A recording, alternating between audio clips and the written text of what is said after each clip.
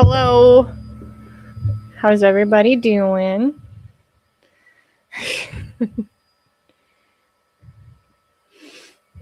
Oh. Hello. Look, I got a mic cover now, so I hope I don't blow out your guys' ears.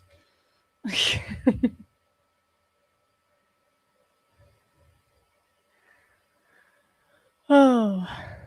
Hello.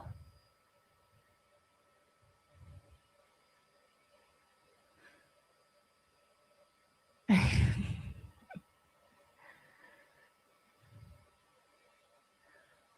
have to... was trying to make sure that everything was good before I went live, so sorry. It was a little bit chaotic for like 30 seconds. Hi, everybody. Oh my goodness. Okay. So, should we start with... I'm going to push that down. Here, I'm going to...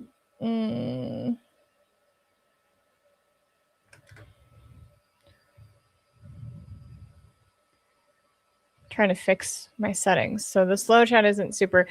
Listen, the first time I did this, it was chaotic. So I had slow chat on immediately, and I probably shouldn't have done that. Oh. So I pushed it down a little bit. So hopefully that works a little. If not, I'll fully take off the slow chat. But hi, hello. Thank you. Thank you so much. You guys are phenomenal and crazy, and I love it. So thank you all so much. Oh, you're good. Yeah, streaming is dynamic. It's definitely one of the craziest things in the world, and I like doing it for the most part. I'm still getting used to it, but it's been fun. Yeah, 2.6 is amazing and crazy, and I just wanted to say thank you guys from the bottom of my heart. It's fucking insane. Probably gonna get clipped for that. But it's insane. Yeah. All the forehead kisses possible, right? All the smooches.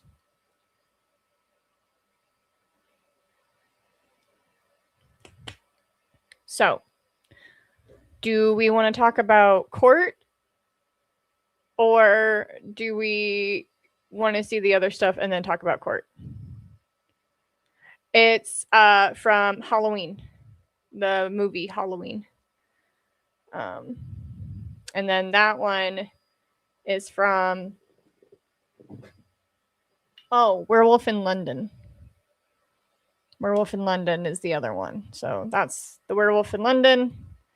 That is the Halloween. And then there's another one. I think it's on the other side. Oh, yeah, it's The Exorcist on the other wall.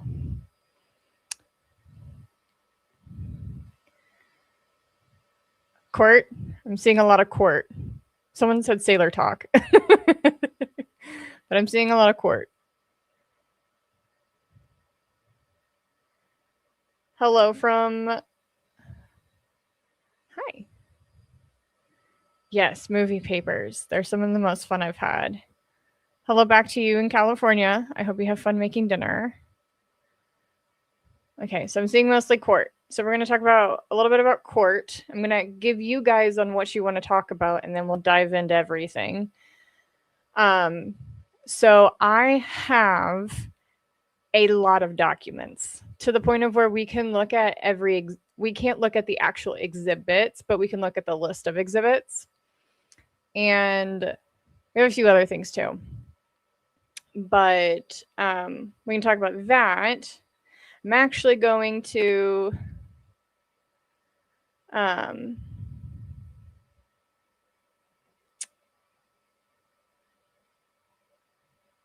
what was it? oh, I'm going to the courthouse tomorrow because I live in Idaho. I'm going to the courthouse tomorrow. And if I can't get because I just got access into Pacer. So for context, Pacer is a website that you can join, and you can actually get all the court documents that you want. It does cost a little bit of money, but you can get into it, get court documents if you want them, and so on and so forth. But I found out that they have all the minutes from the pretrial arguments, and then also during the entire court case, they have all the minutes on documents. So I want to grab those because I didn't get to hear opening arguments, and I really want to read through opening arguments. So definitely going to have to go. I'm either going to go get those tomorrow if they don't fix my Pacer account in time, or they'll fix my Pacer account and I'll get it. So it seems you've lost some weight since your earlier videos. Yes, I've lost about 60 pounds. So yeah. Yes, the 100 and I think it was 114 when I counted, but 114 exhibits, just the videos alone. And it was 58 pages, mind you, 58 pages. And it was like 2 videos per page. Fucking insane. Crazy insane. So let me fix one more thing too before I do it. Hello. I'm just gonna turn it off for now. Turning off slow mode for now, because for me it's going very slow, and I don't know about y'all, but it's going for me very, very slow, so it's hard to read. My poor little brain is having a hard time. Okay, so let's talk about court, right? Do you guys want to start in the beginning portion, or do you want to start wherever I feel? I guess is the right form.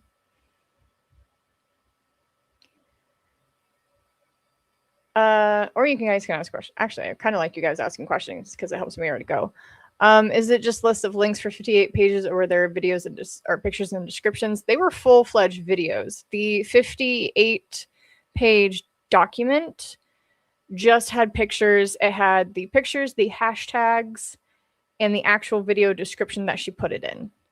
So at one point, oh man, I wish it doesn't show the list, but I can show you kind of like the chunks and stuff that I found. But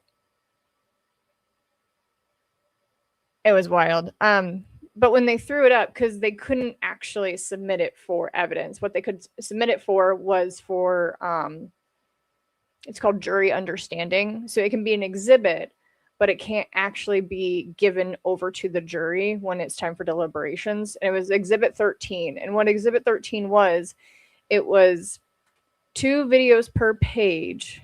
And it was 58 pages of all of her videos with a screenshot from it. And then on top of that, it was all the hashtags as the file name. So it was crazy.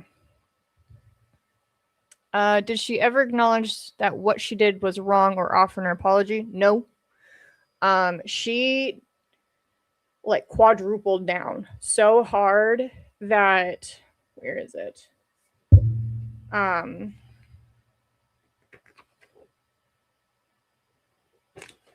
That her opening line for her closing arguments were, people do things we don't like, and despite opinions, we can't award damages just for opinions.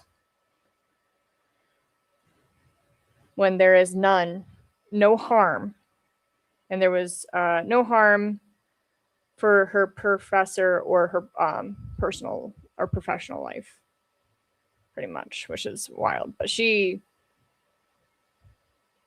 doubled down so much. Yeah, it was wild.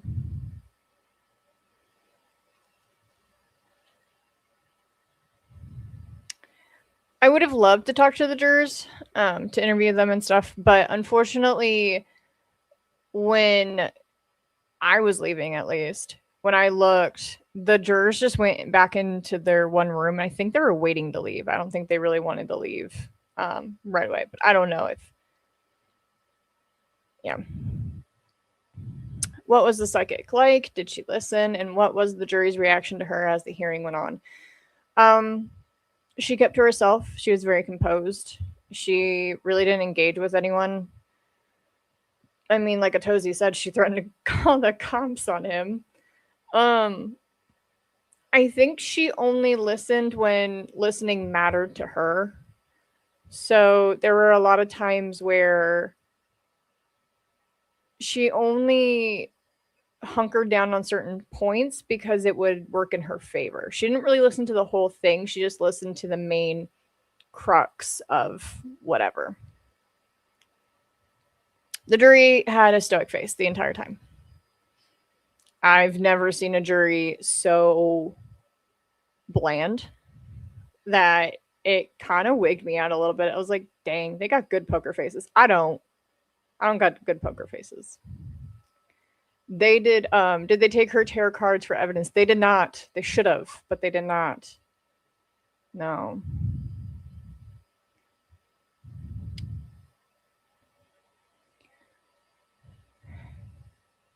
People do things we don't like. Oh no, I already see how the rest of this statement is going to go. It was awful. It was very awful.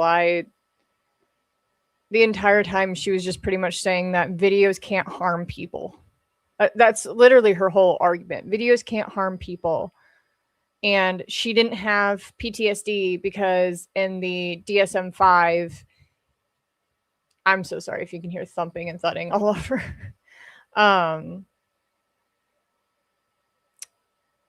She said in the DSM-5 that it was like letter A and you experience X, Y, and Z, and then you go down and it's like number 4 is constant exposure due to your job. And it said only it's not through any phones or any social media unless it pertains to your job. And we're all sitting there being like, well, it does pertain to her job because you're constantly putting her life in risk, her job. You fully doxed her with her full name, where she works, and her phone number. Like, oh my gosh. Yeah. Was anyone in the court on her side, or did she have someone supporting her? I saw nobody for her. I had a fellow law nerd in front of me who was very curious, and we chatted about that a little bit. The 2 ladies in front of me for Thursday and Friday, they were actually one of the professor's lawyers, like mom or sister or something. And then you had the professor's family on the other side, which was like her mom, her dad. I think on Friday, her husband finally came in and sat down. It was just mainly spectators, which was very strange too, because there wasn't a lot of people. I thought there would have been more, but it was like me, Atozi, in the back corner with the Idaho Statesman, which is a newspaper reporter out here. And then on the other side, there's just a few people that worked in the court system or wanted to be there. There was a lot of people from all over court that would come in and just sit down and watch and then get up and leave. I talked to a few of them and they heard about the case and they were just curious to see how crazy she actually was. So, yeah. Do you think this debunks the whole psychic thing in tarot cards? At least for her. Yeah, at least for her. The Tamala Houston case that she wrote about, I honestly was just more disgusted with that one than anything. When she started reading excerpts, by the way, she read excerpts of her book that was in her exhibits. It got gross, like very, very gross, to the point of where I kind of wanted to just get up and walk out because that poor woman was, I mean, they reopened her case, and I don't know if they ever changed her, if her thing was actually changed to murder or not, or if it still stayed as an accident. It was, oof, it was nasty. It was so nasty.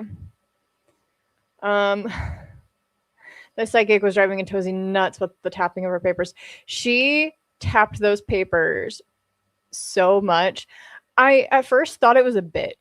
I genuinely thought that she was mocking the lawyers for a little bit, like, because when you see drama, like when you see the drama, right? Like the what is it called? The like the drama TV shows and stuff, like the lawyer shows or something, and you see them, they get up and they're super professional and they like tap their papers before they go up and do whatever. I genuinely thought she was doing that. And then I realized like an hour in that no, she just does that because she thinks she looks professional doing it. And I was done.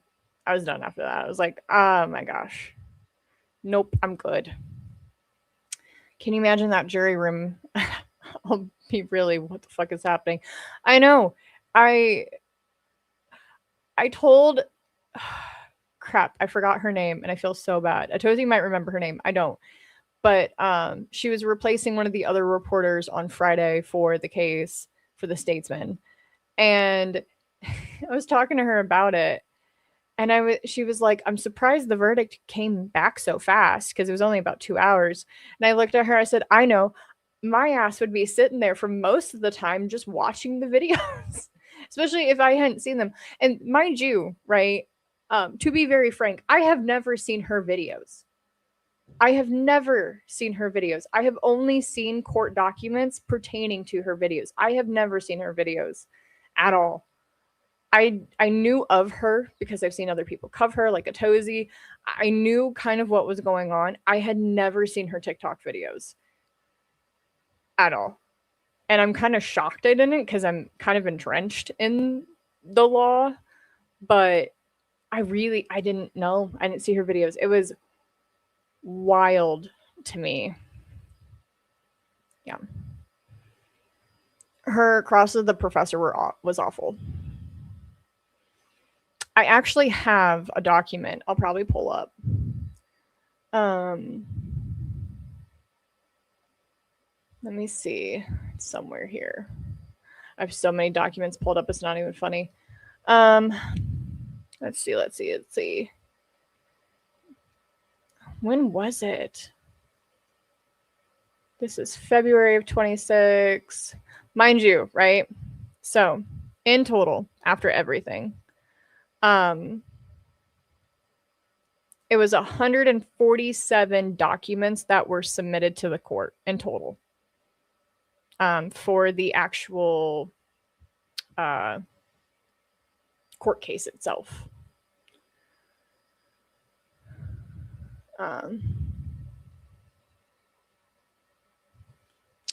No, my name is Spooky. I am not Emily. Emily D. Baker is a massive law tuber. She has like almost 1 million subscribers. She's amazing. So if you want to check her out, definitely do, because I get a lot of my stuff from her as well. But I'm trying to remember where it was. It was, here it is. Okay. So let me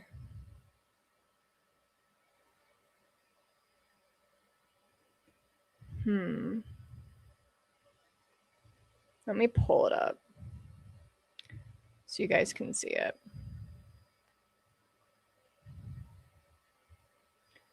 Bye. Let me see if I can share my screen.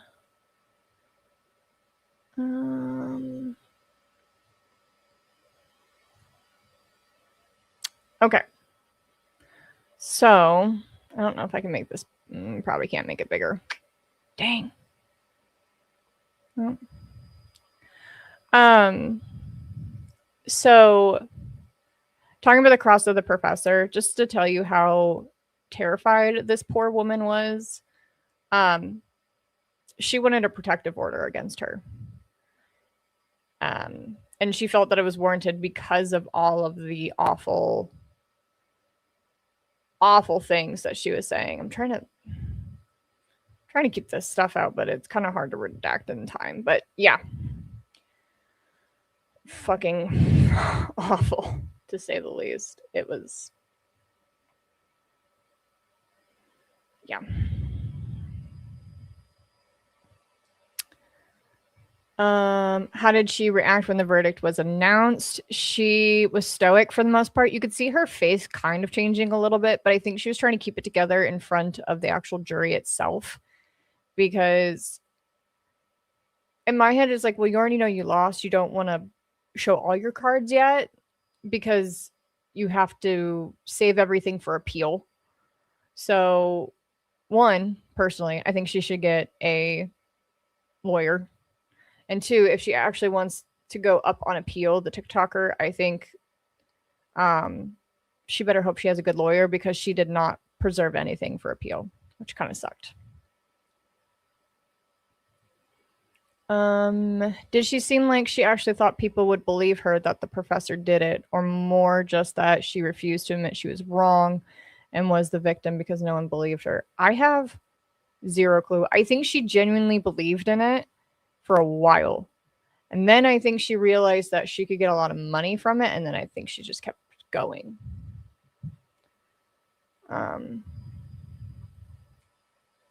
Well, congratulations on the new subs. Tozy sent us, and we're here to stay. Thank you.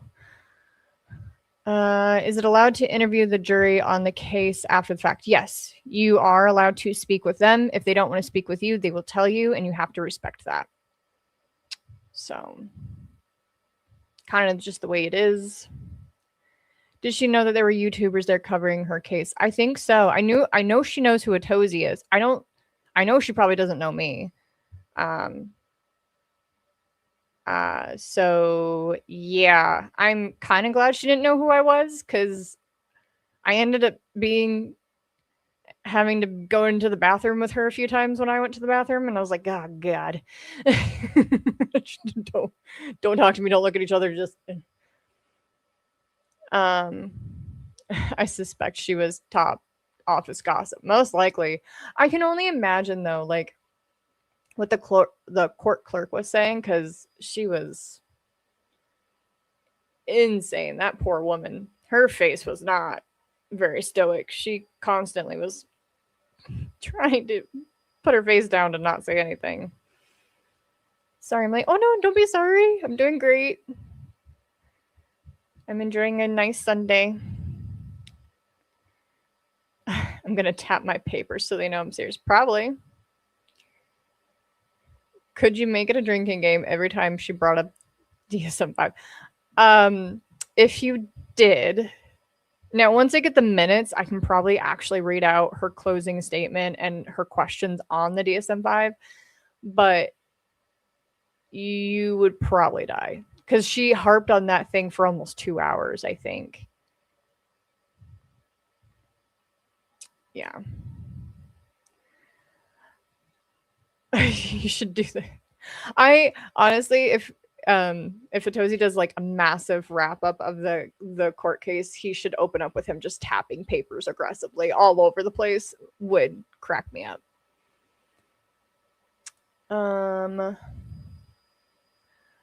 Very stoic.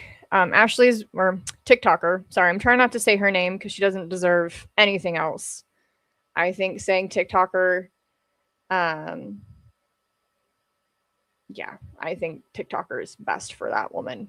But when she found out she had a cough up, she was very stoic. She didn't really do much. She kind of kept to herself. Yeah.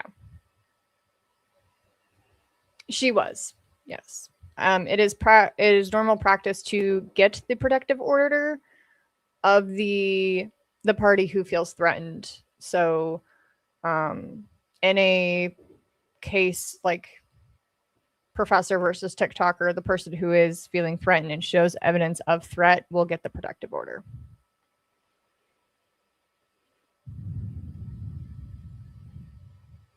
I wonder how long it would have gone on if this did not go to court. I don't know. In total, it lasted. They kept talking about 3 years and like 3 months or something, which is, I think, the whole time, I think, which is wild. But she had previously submitted a motion to continue, and I think I'm gonna blind myself again. Yep, there we go. I want to say her motion to continue was like a few days before, like either a week or a few days before.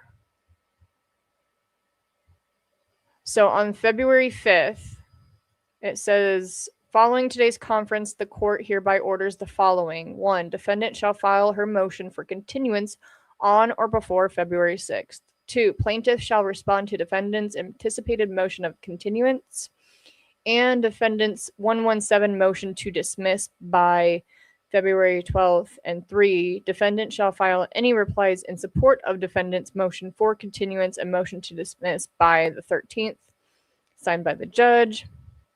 Then minutes were entered for the actual conference itself. There's an actual audio file for that one. Ooh, interesting.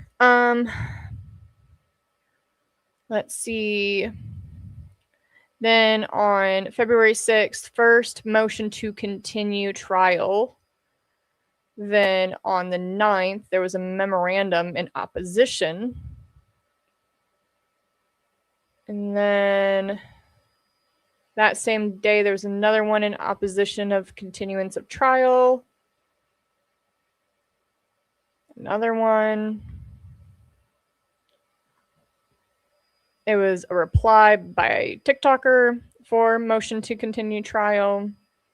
And then on the 15th, the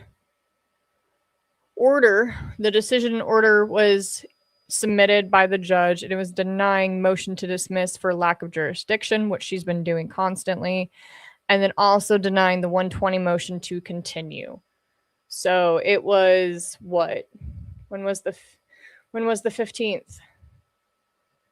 Damn, you're working on a Friday or on a Sunday? My God. Okay. Yeah, it was literally a week before court was supposed to start. So, yeah. I hope she doesn't. If she does, then I'll just block her email.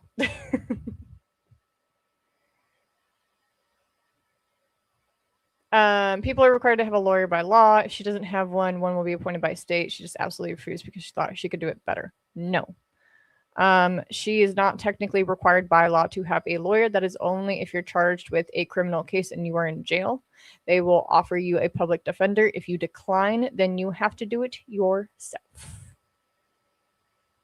It's fun. I don't suggest doing that. Sovereign citizens are a little weird. It would be interesting to know what was going on in the jury meeting since they had such a good poker face. I would have loved it, but the sad part is we'll never know because they can't talk about their deliberations at all. Let's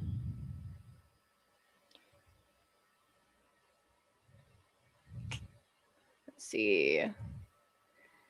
Yeah, I feel awful for the... Yeah, I feel awful for the professor. I'm not sure if you already answered this, but are you planning on doing a small thing on the case? Yes, I am currently working on it. I'm going to the courthouse tomorrow, and I'm probably going to spend some money to get the minutes because I really want the minutes for the first day of trial because I missed it. And then I really want to get the closing arguments because I really want to go through them again.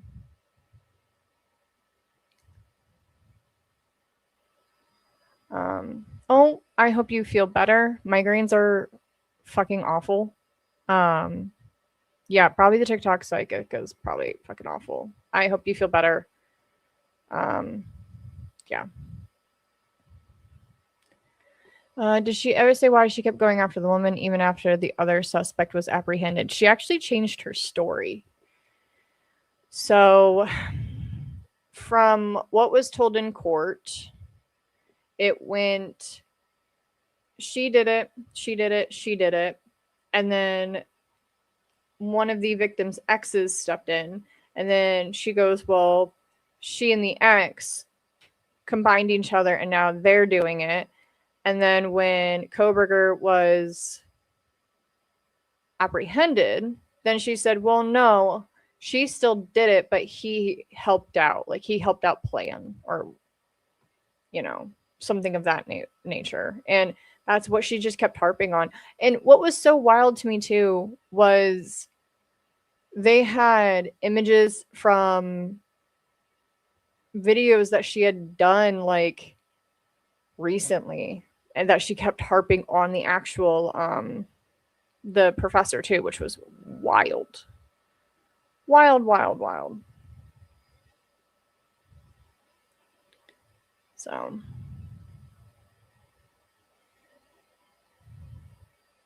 thank you. I hope you have fun in the other stream. Yeah, never answer police questions without a lawyer. Never represent yourself in court. Yeah, it's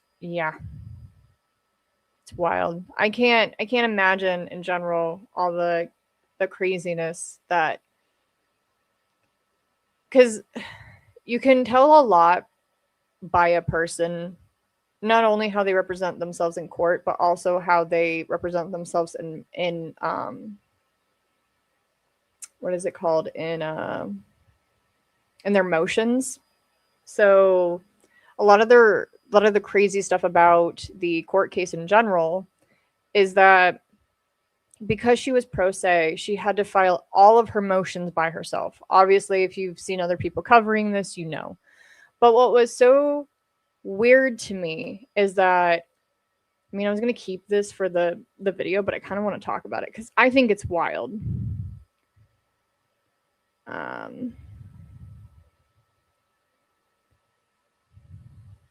Do you think her disability from the military is because of her PTSD? I mean, her majority of her disability is from her PTSD, from what she said. But again, this is from what she said. I can't verify, I guess is the right word. I mean, I wish I could. I wish I could go look at documents, but I can't. Like, I can't see. Let me see something. Because she had her exhibit list, and I want to see. I wanted to see what she put as her, if she put in her actual diagnosis, or if she just put in, like, you know, blah, blah, blah, you know, whatever.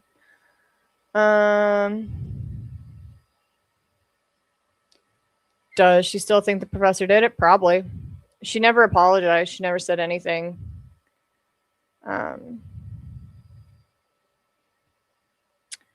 She's one of those people who believe PTSD should only be for combat vets. Maybe. I don't know. I mean, PTSD comes in a multitude of different ways. I have it from my time in service, and it's not something I would wish on my worst enemy, personally. But everybody has their own quote-unquote guidelines for what they want, I guess is the right term. Did she try to show any evidence that the judge refused to allow in court? Not that I could see. So a lot of the exhibits in the litigation was all before they hit court. And a lot of them, like, I was pulling up her exhibit list because I wanted to see something really quick. And each party can decide if they think the exhibit's good enough, I guess is the right term. So what they'll do is they will say, I really want, like, for instance, her book, right? So I really want my book to come in because it shows X, Y, and Z for this specific point that I am trying to make for my case. Well, then the TikToker and then the professor's lawyers will go back and forth to decide if that's actually a good exhibit to move forward with. Or they'll have a thing called stipulation where you can bring it in on these terms. You have to introduce it or create foundation or do something of that nature to allow in, I guess is the right term of phrase. I heard you were a veteran. Thanks for your service. I'm glad you didn't go down the psychic midlife crisis path. Nope, I did not. I started to realize that my mental health was better and I needed to be better, so I left. It was my time anyway. I could have re-enlisted if I wanted to, but I got tired. I got tired of the job, and I just didn't want to go back out to another ship. I mean, have you seen all of the ship crashes recently? I'm good. I'll stay on land. I'm good. Okay, so you said, especially in the part in closing arguments where she said her diagnosis was done by a real doctor. She actually did not say that in closing arguments. She said that when she was getting cross-examined. Wild, by the way, to just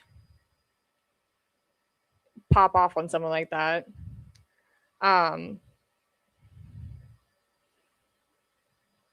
Yeah. I don't even know what to say. Like, she was being cross-examined, and I think one of the best questions personally was like, Wendy Olson, who was one of the professors, well, it was the professor's lead lawyer. She was like, well, you know a lot about the DSM-5, don't you? She's like, no.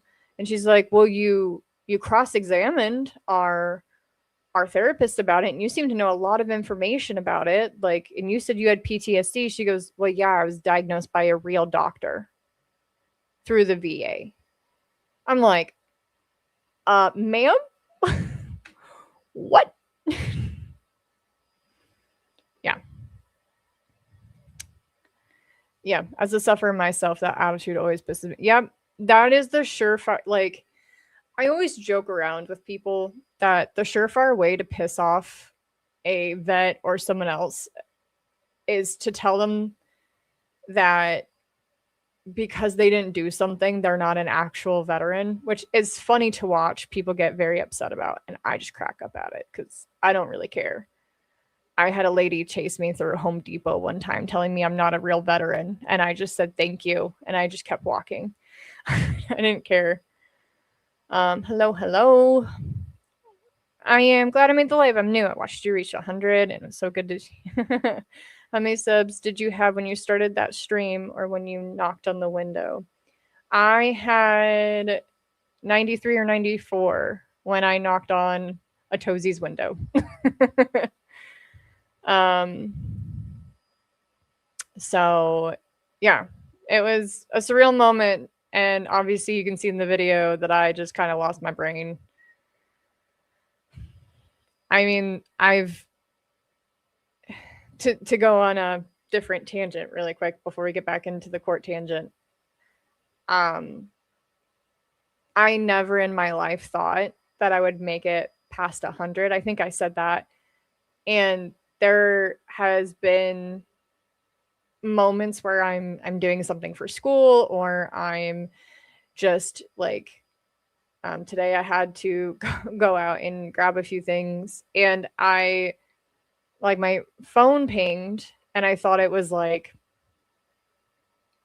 my dad or something, like some family member or friend or something. And I realized it was a comment from one of y'all, and I just had to sit in my car for a minute and like pinch myself.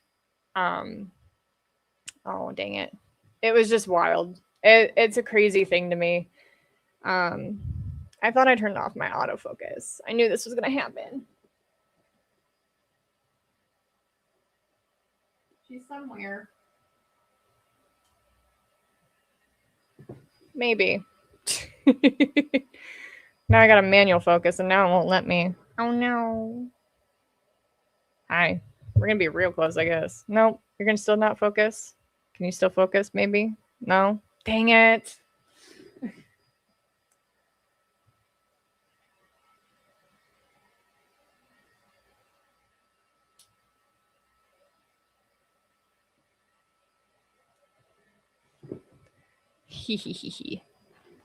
Didn't fully want to work. So just bear with the manual or the autofocus for a little bit. Sorry. Yes, I was a bosun mate in the military, one of the oldest running jobs in the Navy, sadly.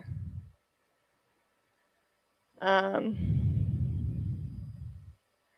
think Atozi mentioned a few times that the jury was instructed something was only to establish state of mind. Not sure how else they would have taken it, though. What was she trying to prove? Yes. So everything that she put in that was technically hearsay was only for state of mind during the times of the TikTok videos. What he was trying to state was she in a competent state of mind when she made those videos and knew that they were defamation? They already found her liable for defamation. So or not liable. They already found her guilty of defamation. It was more so of them trying to find out if she was of sound mind when she made those, so she now owes money because of it, or if she wasn't of full sound mind, so she didn't technically owe money for that. It's like when you plead insanity during a murder trial and they have to do all these tests to figure out if you're actually sane or not. It's like that.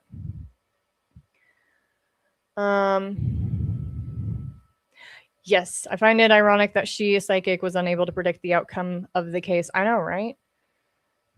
A lot of people have that sentiment. I am a bosun mate, or was a bosun mate. I just find it so weird that she still tried to argue the professor committed the murder after she was found liable for damages instead of trying to do damage control. I know. I'm shocked to this day that she... Yeah. Yeah. Oh my gosh, really? Listen, I know my pumpkin wants to be in screen, but it can't be. Sorry, no.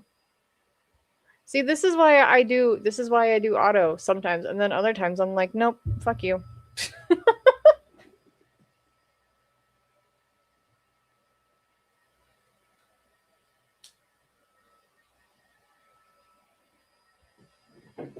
It's a one-woman show over here. I got me, myself, and I, and the pumpkin. Like, I don't got much. I love your lives. Thank you. This is only my second time doing it, and I feel crazy. I think even in your live, you had thought you would not make it past. Yeah, I passed 100K during that stream. Yeah, I said, oh, I don't think we're gonna make it tonight. It's like, oh, I don't think we're gonna make it tonight. Oh well. Yes, the camera is being very emotional. Very emotional. I just started watching your previous videos. Thank you. I'm glad because I feel like they suck. I was actually gonna, before I met Atozi, I was actually gonna pull them all down and restart from scratch. I was not sure if I wanted to do it or not. Thank you. I like my nails too. The girl that I go to is amazing. Even the camera's tearing up. It's not a proper stream if it isn't boomered a little. I know. Yeah. Yeah. TikTok psychic. TP knew what she was doing. Yeah. What was the judge's attitude as she represented herself, and did the judge add any personal comments at the end of trial? So I will say I loved him, and I hope I am never on the bad end of him. He is a very smart, very well thought out judge, which most judges are, but in federal court you sometimes get the weird ones that aren't fully well thought out. So I really enjoyed hearing him and hearing the way he articulated and spoke. You could tell that he gave a lot of grace to her, which was also a little interesting to see. the only comment that I heard from him that was very much a, oh, this is unusual and I'm uncomfortable, is when she called herself as a witness for her case. Mind you, on her witness list, she was the only one. So, so he had her swear in and she sat down on the bench, and then he goes, so this is a very unusual part, Ms. TikToker. I'm going to instruct you on how to do it, and then you're free to move forward because, you know, because we're just, this is an unusual case, as a pro se and calling yourself. And then he went into everything else. It was, yeah, it was a whole thing.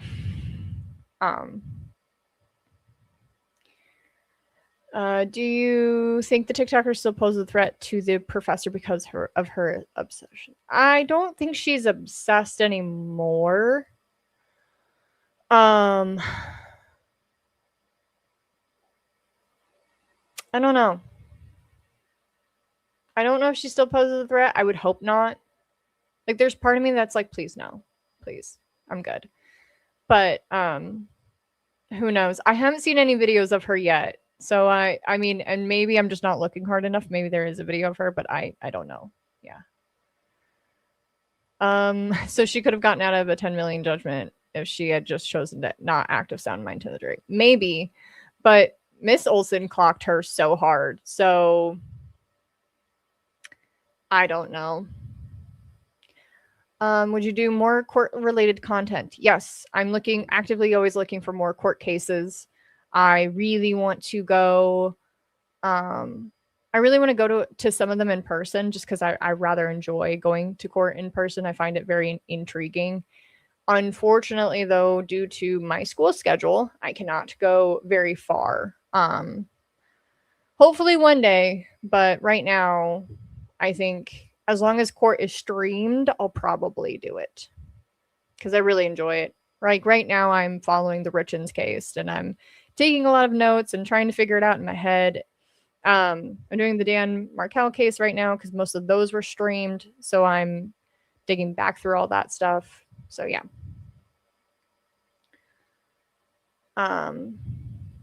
I still think this type of behavior should be criminal in the same way fraud is, not just civil. Yeah, defamation is such a slippery slope. I call it the try Rebecca because like there's like Rebecca. Yeah, her name was Dr. Rebecca Talent. She was one of the witnesses on the professor's list, and she started her journey in journalism and graduated with an undergrad in 1975, and then she didn't retire until 2019. So it was, yeah, her take on everything, she made me want to be like, yeah, it's fraud. Like, just throw her in jail.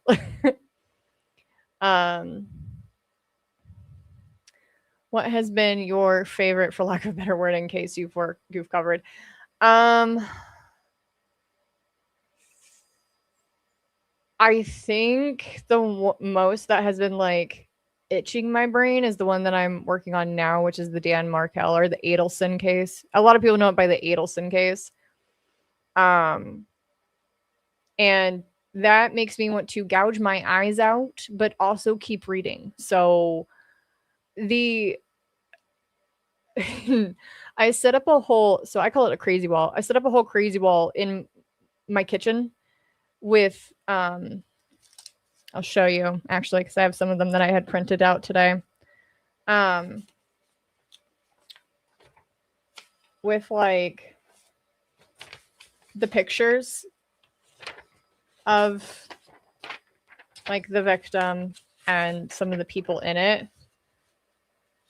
And I put them up on a wall with red string that connects them to everybody.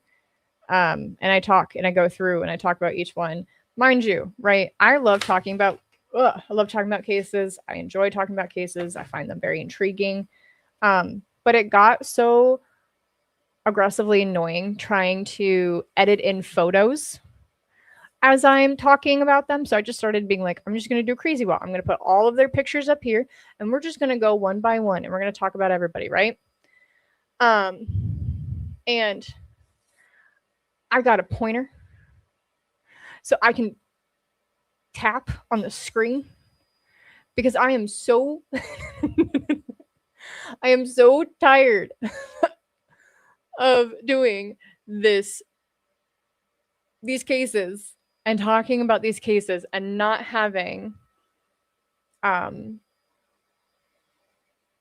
something to point at or not having like anything to talk about and being like, this is a picture of I won't ever do this, but this is a picture of Professor and blah blah blah blah blah blah blah. And I'm like, now I can be like, Professor, and then I can do it on the other side and just. Now when I get mad though, and this is going to be the issue, when I get mad at something, it's going to be like,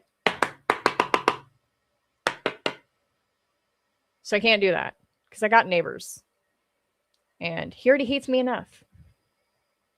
So, but I got a pointer. Oh, and because I'm that cool and because I just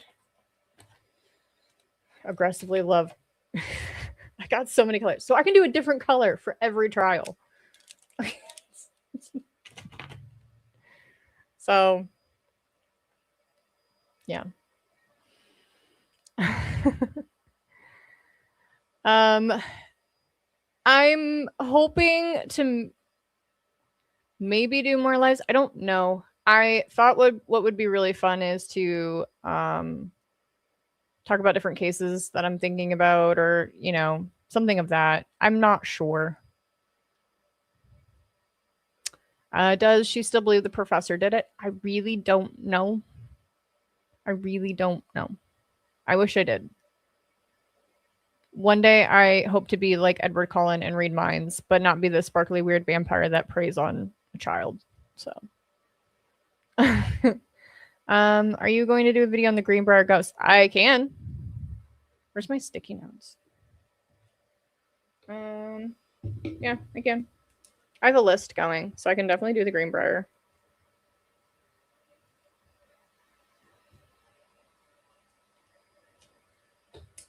Note. Tozy mentioned her witness list is her name 4 times. Yeah, I think it's like 3 or 4 times. Yep. She should call her cards as a witness. I don't know what they would say, but I sure shit wouldn't have been able to hear it. So,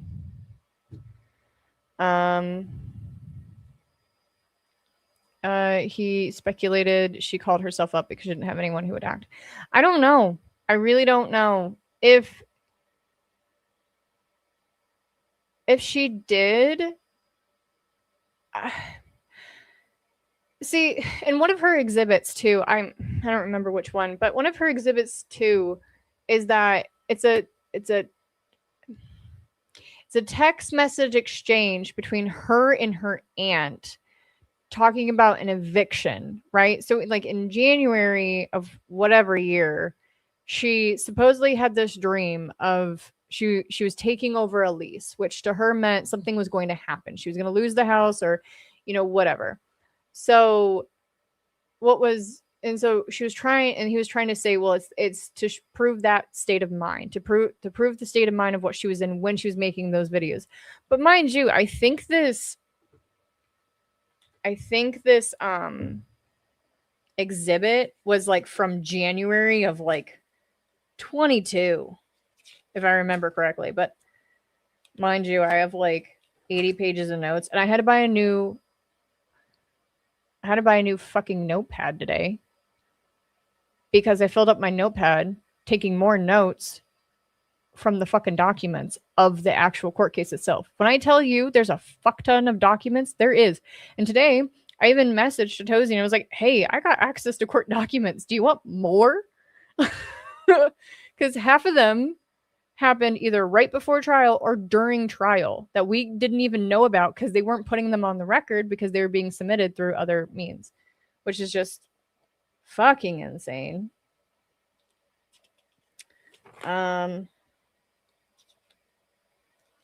Let me see.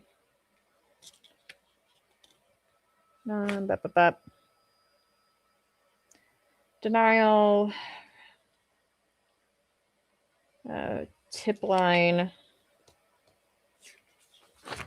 When did she talk about her?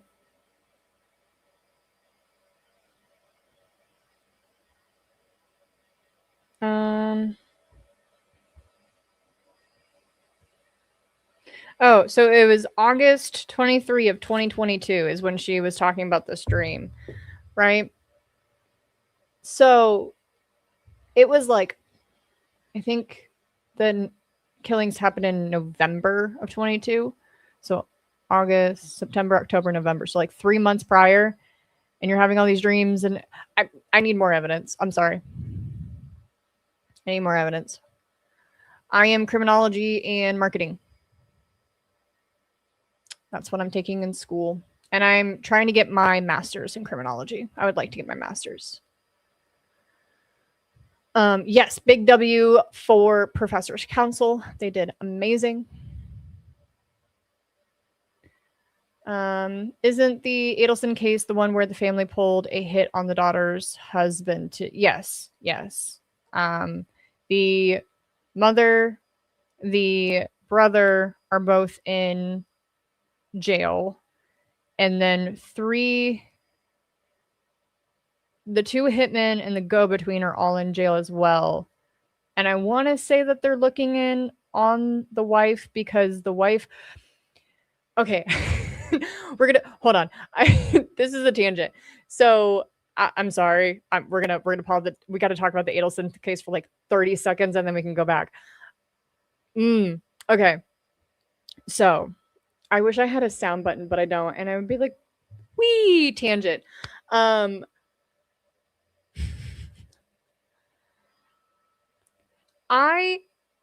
honestly, when I was watching the case, because I went in, I watched the Adelson case blind, right? I've never seen the case. I don't know. I didn't even know who Dan Markel was in the beginning, right? I had no fucking clue. And I feel awful not knowing, but it's in Florida. I'm in, this happened in like what, 2014 at the time. Like I was doing other things. Like I was going into the military and stuff like that. Like it was just wild. So what was so mind-boggling to me and made me want to yank my eyes out and my hair is the fact that, spoilers, massive fucking spoilers, by the way, if you have not heard about the Adelson case or know anything about the Adelson case. But so they had the wife come onto the stand, and she is technically considered a cooperative co-conspirator. So she is cooperating with the prosecution to put people behind bars. Is she actually cooperating? I don't believe that. But she is considered a cooperative co-conspirator, right?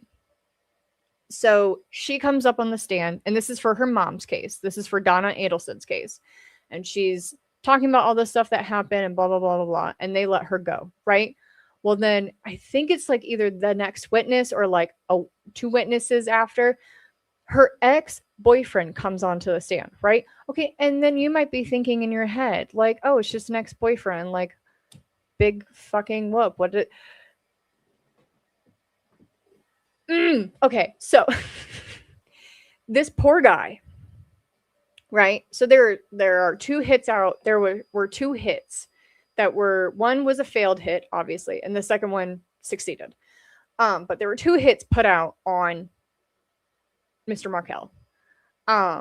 And the hits lined up with her ex-boyfriend leaving out of town. And you might be thinking to yourself, spooky, what does that mean? This fucking man would drive by Dan Markel's house the same time every day to go to work and come home. Okay. So his cell phone would have been pinging. right? And then they were dating, and then in the first hit they were dating, and obviously the first hit failed, so then they kept dating, and then right before the second hit she's like, I don't want to talk to you anymore, and he's like, okay, like that's fine, whatever, I'm respecting you. She sent him an email, by the way, to say all this, and then she goes, I don't want to do this, blah blah blah, and he's like, that's okay. And then right before the hit happens, she texts him and she's like, hey, what are you doing this day? Like, what's going on with you that day? And he's like, oh, that's the day that I'm gonna fly out and go to a work conference or something. She's like, oh, okay. Like, they chit chat a little bit and they keep chatting, but he felt so off that he left the day before. And when they did the dump of the cell phone towers, they noticed that his phone pinged on the first one, on the first potential hit. So they called him in and asked him. And he said, oh yeah, something really weird happened. And he told them the story, and they said, cool, we're bringing you in. Oh, jeez. It was, listen, there's a part that I'm currently trying to film, and I can't do it because every time I get so angry, I almost break my pointer finger. And yeah, it's gonna be a while. If I'm not mistaken, you being in the area, how did the murder affect your community? The consequences of the TikToker's actions? I am kind of far from the actual area. I'm not too far, but I am far. But I have family members that were affected. So, and I felt really awful because I had a family member who was in university at the time. She wasn't at that university, but she was in a university, and it affected her a lot because a lot of her classmates knew them. So, good night. I hope you have a good night. Yes, my crazy wall.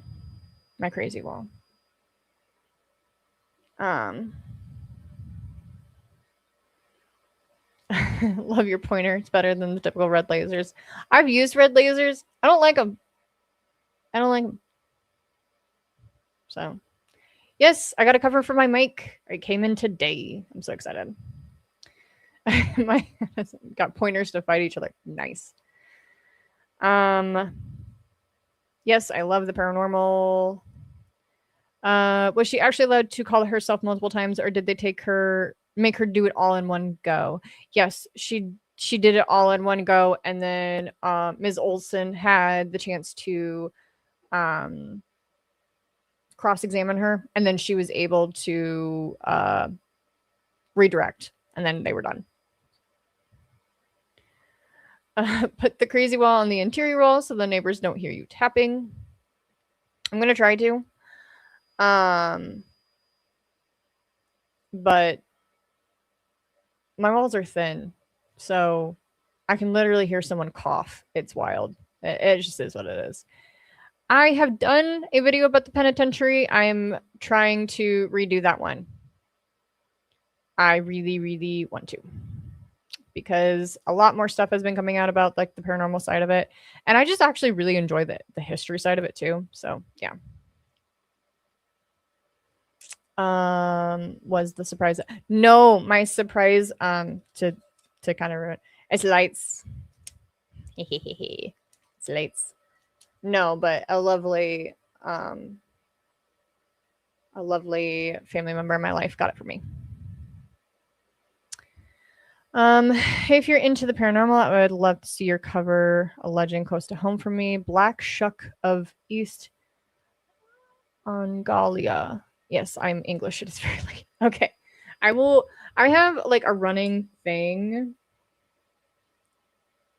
I'm gonna just put Black Shuck so I remember this. But yeah. I will definitely look into it. Did you cringe when the TikToker gave the I had a dream speech? I will say, she was actually kind of measured with the way she handled certain things. So, yeah. New here? Welcome. Welcome. We're just crazy over here. Hi. What moments, if any, in the trial that left you flabbergasted? The the mental health professional, the psychotherapist, the witness for her, the cross examination pissed me off way too fucking bad. There was one point where I could feel my face heating up because I was getting so angry. And at first I was like, oh, it's fine. Like she's just being her typical self. And then as I sat there and watched, and the fact that she was just so blasé, and then to learn the next day that she has PTSD,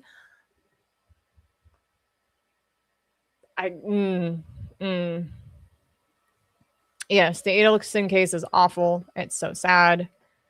Well, welcome. I hope you enjoy.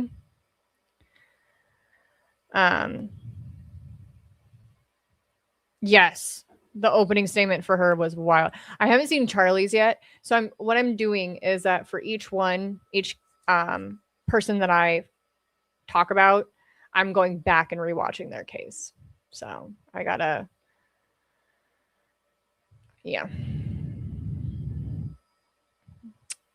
She might be.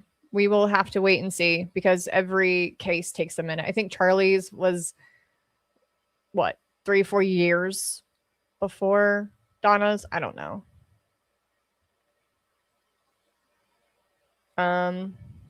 Every conspirator is just as crazy as the next, right? Yeah, I don't see what's crazy to me too, and what makes me crack up so hard is like the unhingedness that they just would freely talk about killing somebody in open. Like I think they were at a sushi bar for one of the hits, or like talking about one of the hits or something. So apparently Wendy Adelson does. Yes, we were talking about the Adelsons. It's 2014. Yeah. It's only my pointer. It's only literally my pointer finger. Just these. But they're still like, I don't want to break one. I'd feel really bad. I paid money for this.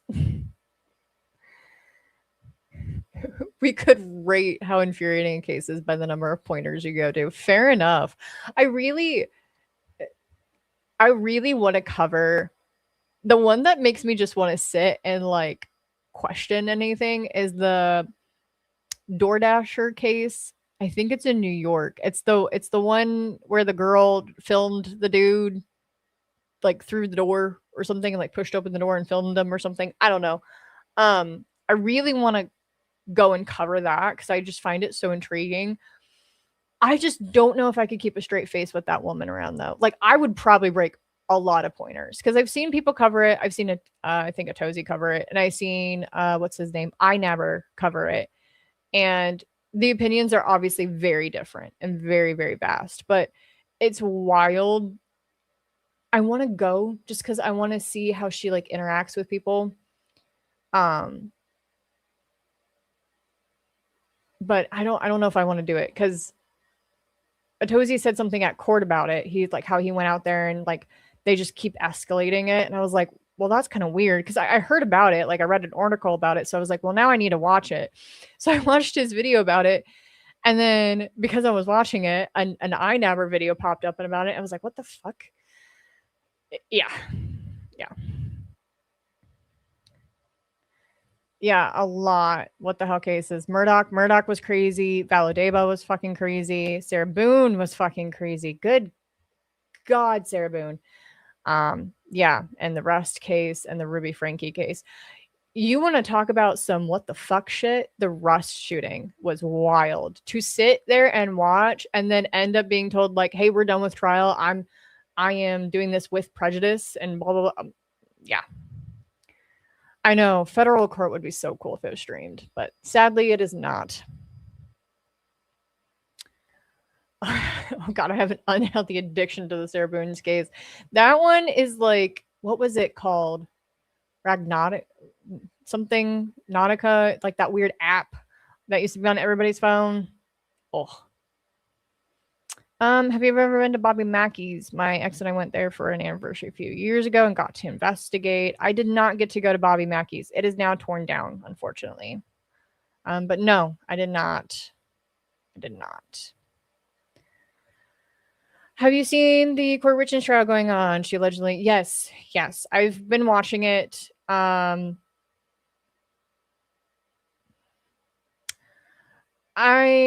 not sure what to believe just because the prosecution's trying, and I really do appreciate their trying. What made me mad was how the defense was treating some of the witnesses, because they would act all friendly with one and then like almost degrade with another, and it just pissed me off. Yeah. Do you think the TikTok woman's case will become a case study in law schools? It should. If it doesn't, because it's textbook defamation and how to handle a defamation case. And Wendy Olson was really, really good. Yeah. Oh, sorry. I will try to leave the chat on the stream longer so you can read them. I try to read them out loud because I did get a comment from someone saying that they like to listen and not stare, which is fair because I do the same thing. So try to read it out loud if I can. Yeah, Harvey Adelson's statement to the court was absolutely insane during Donna's sentencing. What wigged me out so much is the fact that, one, her outburst to being found guilty, which, I mean, sure, Jan. But two, was how just unhinged all of their statements were and just how rude they were. But it's wild. Wild.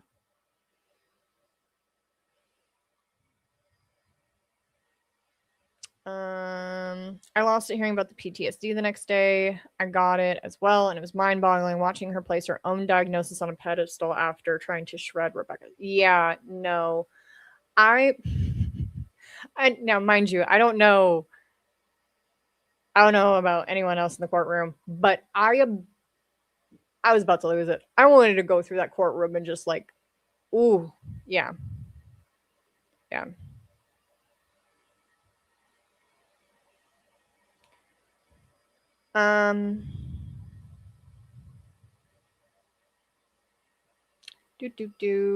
Yeah, I heard about the DoorDasher. I read the article that I read was hilarious because it was like, oh, so now you don't want cameras around or something.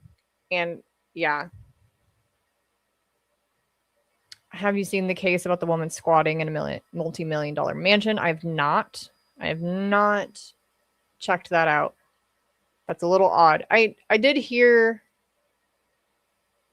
trying to think for a second. I did hear about some woman going to jail for squatting and then she ended up back in the same place for squatting again, but I don't know if that's her. Did they move it back down, the DoorDash case back down to county court level? Because when I talked to Atozy, he said it was going further up. So did they push it back down to county? I don't know. Yeah. Random Nautica. That's what I was talking about. The one who opened a door and filmed a naked man. I know Tozy told me about the other one too, about them peeing everywhere, but yeah.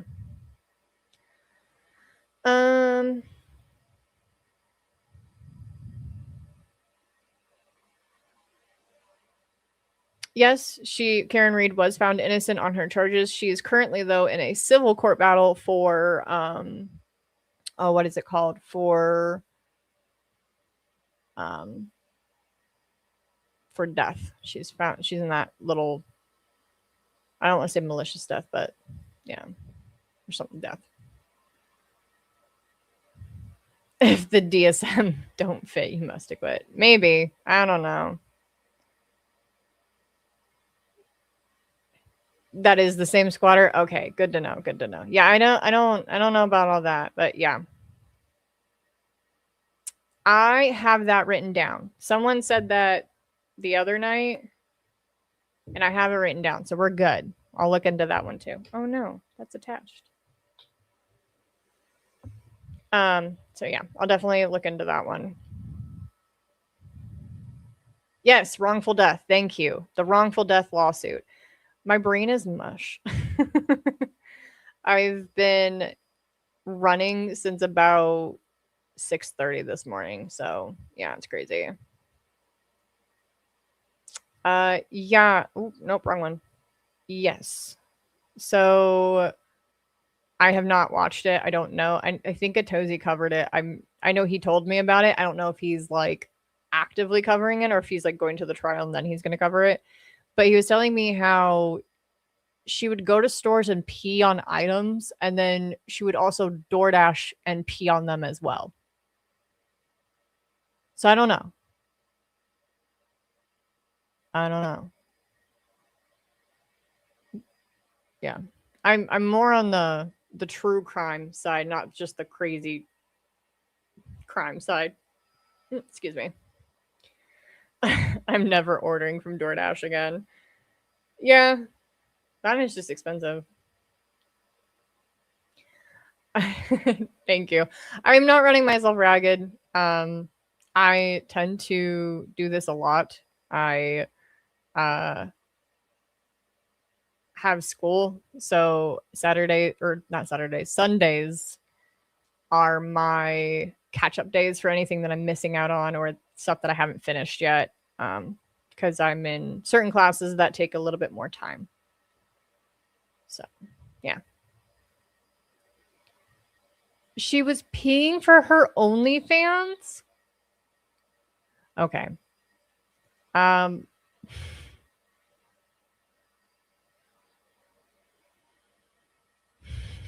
don't.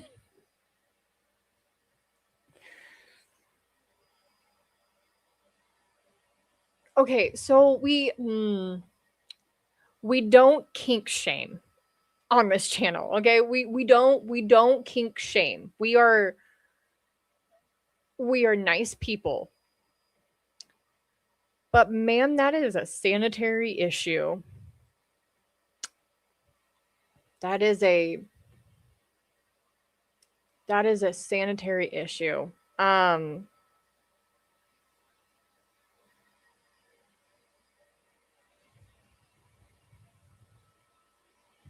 That's a okay. Thank you. Thank you. Yeah, we don't kink shame. We just kindly say no thank you. And we move on.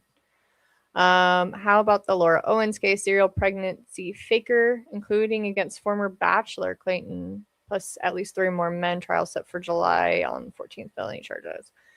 Damn, Daniel. I have not heard about that. I can look into it. Like I was saying, I'm kind of more of a true crime person, but I'm always down to go to some weird ones. But I unfortunately will probably not be able to go to that one, sadly. Mainly due to financials, but I can definitely look into it and see. But yeah, financials are a massive thing where I have to be very careful with what I do. I would like to live and eat. Hello, I will feed algae the algorithm. Thank you. Right, I'm so glad. And DoorDash and other services don't operate in your area. Yeah, they operate in mine, but they're just so expensive. It's not worth it anymore. So I normally will do pickup and I'll go grab it if I don't feel like eating in the place. Crazy one was the one. Yeah, the Sarah Boone. Yeah, Sarah Boone. It's wild. It's wild.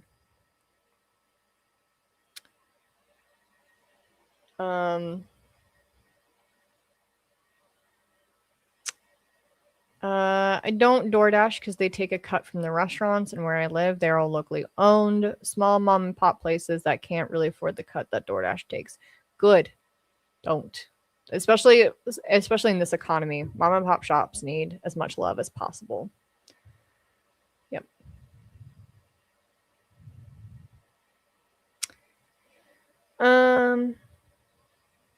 Apparently, I'll have to look. I'll have to look at the Laura Owens case because, oh, cool, it'll be streamed. Sick. I'm here for it. Okay, I'll have to look. It might be like a one-off case that I don't really cover that much, but I will definitely look. I heard you talking about the Fox Hollow case. Did you report on it? I did. I reported on it when I was only a podcast though. So I started my podcast back in 2020. I know it was like March 13th, and I think it was 2020. And for my birthday, because my birthday is in April, ironically, it is 4/20. So when my birthday came around, I really wanted to talk about cases that were from Indiana, from where I used to live, which is my home state, technically, is Indiana. So I really wanted to cover them. And I think I covered the Fox Hollow, and I think I covered Jim Jones as well. So I did like a double case for that specific podcast. So yeah. Apparently her name is Kelly Tedford, if you want to know about the pissing DoorDasher. So there you go.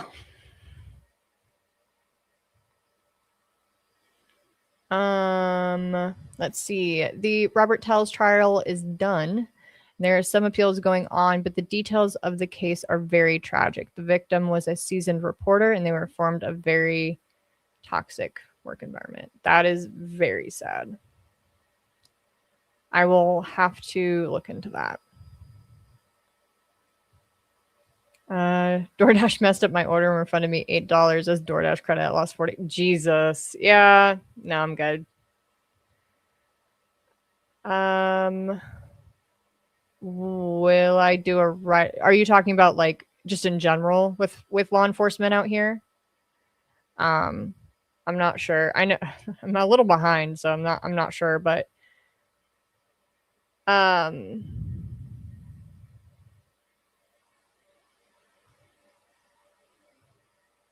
sorry, I got distracted by something. ADHD is kicking in. I can. I have done it before. It's not as much fun as people think it is. But yeah.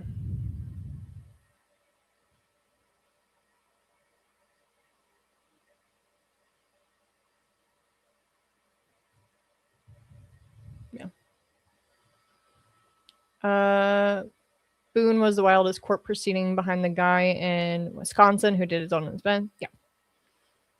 Yep. Daryl Brooks is the supposed sovereign citizen that represented himself in Wisconsin.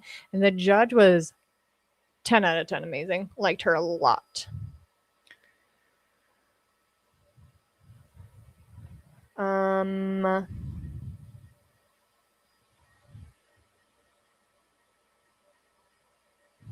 Hello, welcome. I'm trying to catch up a little bit because, yeah. Go be productive. Go have fun. Please. Oh, you're in Florida? Oh, good gracious. Good luck.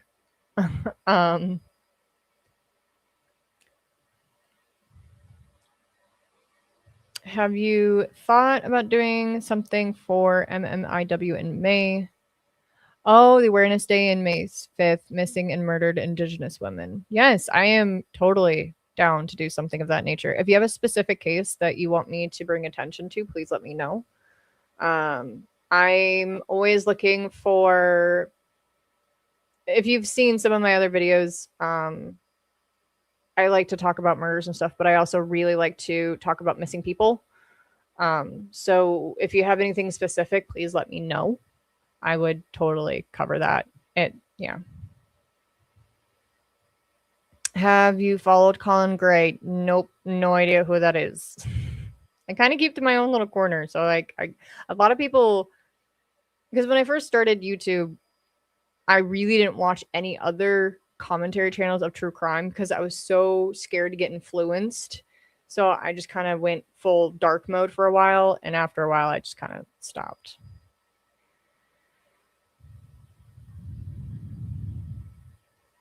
Yeah, the appeal was wild. His whole thing was wild. Seeing him, I think it was him that was in a spit guard, or they just put him in timeout. I forget which one it was. Either way, I know he went into timeout a few times and it was hilarious to watch. But yeah, I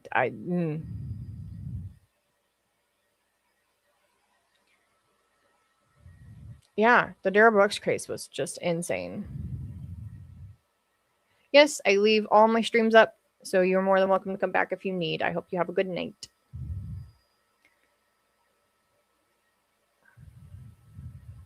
Are you, if you're talking about the Darrell Brooks case, she tried. Some of the pretrial court proceedings were really, really good, but it was just really crazy. So it was kind of unhinged with how bad it was for him. Because he first had a lawyer. I think he actually got rid of his lawyer like right before court started. So everything was normal, and then court hit the fan. So, yeah. Oh, yes, please.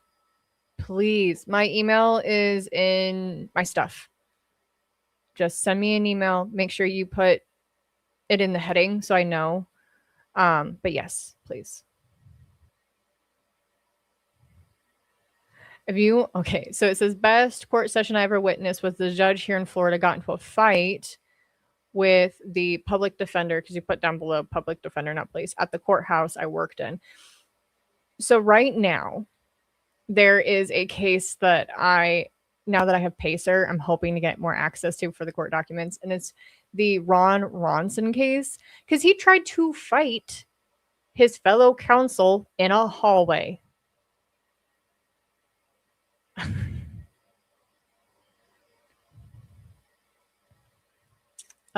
He has done a video on the grocery peeing lady. Would love updates though. I'll have to check it out. I have not seen anything. It's just from him telling me, so I'm gonna have to go check it out. Goodbye. And I have checked out the missing 411, but I'll have to probably dive back into it. So yeah. Yes, I forgot. Yes, when Darrell Brooke got sent to the timeout room and built the box fort out of his documents. Yeah. And it was so funny because when she made the record, she goes, for the record, Darrell Brooks is in the whatever room. He has stacked his box of documents so we cannot see him. It's like, it was just wild. Yeah. Yeah, she was appeal proofing the Brooks case. So it was kind of like this one for the TikToker.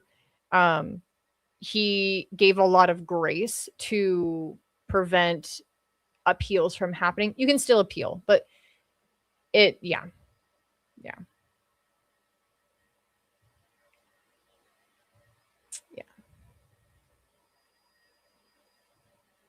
The story of Brandon Swanson is interesting. He went missing also from my city as well. He went missing back in 2008. Yeah, send me. I always am looking for new missing cases. So if you definitely want to send me something about that, I will. Oh, okay. So I saw a brief clip of his stuff going on. I completely forgot that he was on trial currently. I think his son was on trial before him, but isn't he the one that like the FBI or something went like a few days prior and he had a bunch of guns and everything? It was just wild. I just, yeah, it was just wild. I don't know. Yes, Ron. I'll have to look into Ron. I would never ever rep myself if I had to go to court. Yeah, after watching so many cases in general, I don't think, like, I even watched, I think it was streamed, and if it wasn't, then I must have gotten notes from someone. But I even, like, Valo in Arizona, I think she did her own stuff by herself, and I just sat there and was like, "Ma'am, be real." Like, ma'am, you've already been convicted of murder with your own lawyer. How can you sit there and tell the Arizona court that, oh yeah, I'm smart enough to do this by myself, even though I've already been convicted of murder once before? Let me just try to tell you I didn't kill, who was it, her brother or something? Yes, I know about the magician. I know about the magician. That is wild. The fact that there's a magician in his suite, and the fact that he got kicked out of that building and out of that suite because this man tried to fight a janitor in the hallway.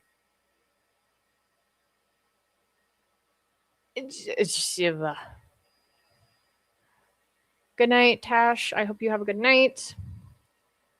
Look up the Malabar vampire. Okay, I will definitely. Y'all are gonna give me so mean. Um,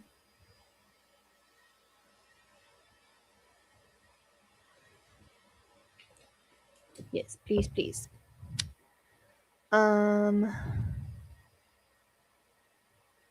Good night. I hope you have a good night. Yeah, I hope your pain gets better. It sucks. I understand that fully. But yeah. So I'll have to definitely look in. I need to, like I was saying earlier, for those of you who weren't here earlier, I am going down to the courthouse tomorrow. I'm gonna go try to get the minutes hearing if my Pacer account doesn't get approved by tomorrow. I don't see why it wouldn't, but just in case, um, we're gonna see how many pages it is because it's 10 cents per page. So, and I'm not gonna lie, I really want minute hearings from like the entire thing. I just want the entire thing. I'm the weirdo that wants, um, I just want the whole thing. I just want to read all of it. Like, I want to read about the pretrial arguments. Why? Because I'm me. I just want to. Um,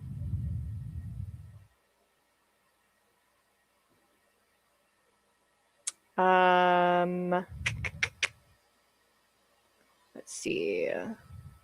If you like legal readouts, check out Mad Catzer. I'm a fan of his. My favorite. Oh, yeah. I get a lot of documents from Emily D. Baker. I get a lot of documents from.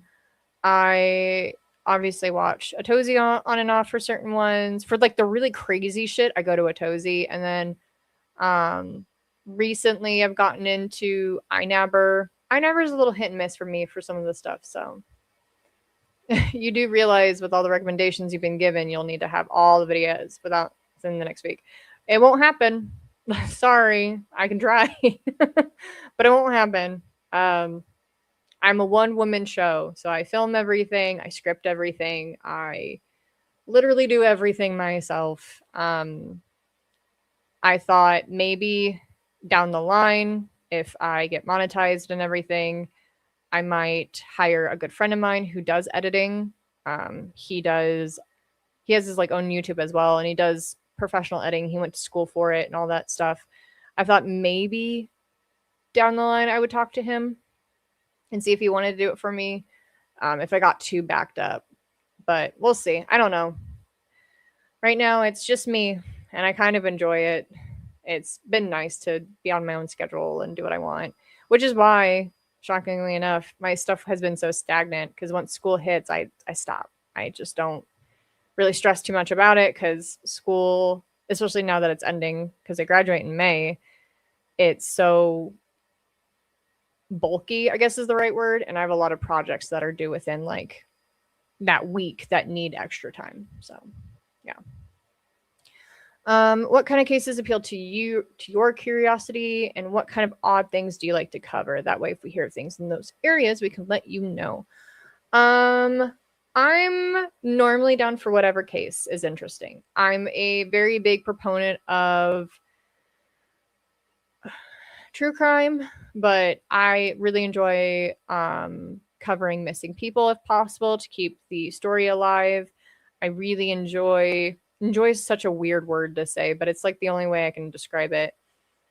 A lot of my curiosity comes from unsolved murders or murders that took a very long time due to random stuff. Like the Golden State Killer always kind of piqued my curiosity, especially when he was found and stuff. But yeah, I'm down for almost anything really.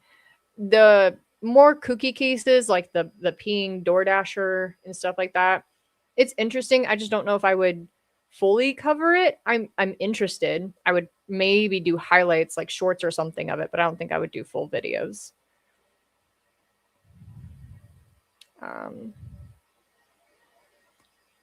Yeah. Bye. I hope you have a good night. I don't know how to say that tag name. No, thank you.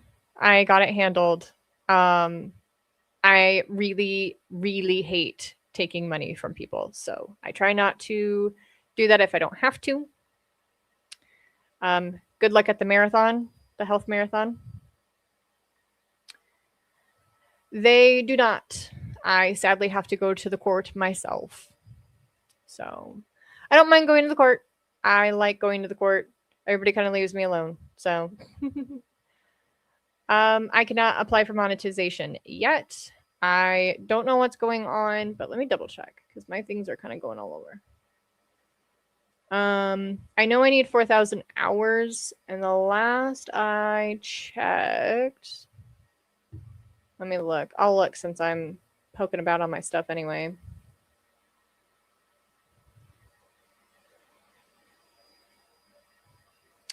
Doop.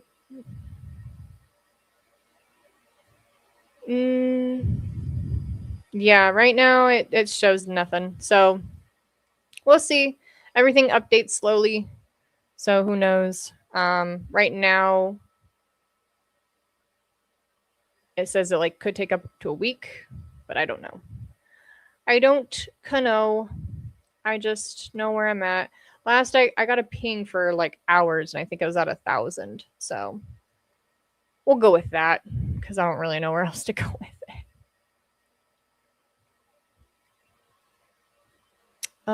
For Laura Owens, all docs are available. Check. Cool. If you can send me that either in a comment or a message on one of my social medias, I will definitely check it out.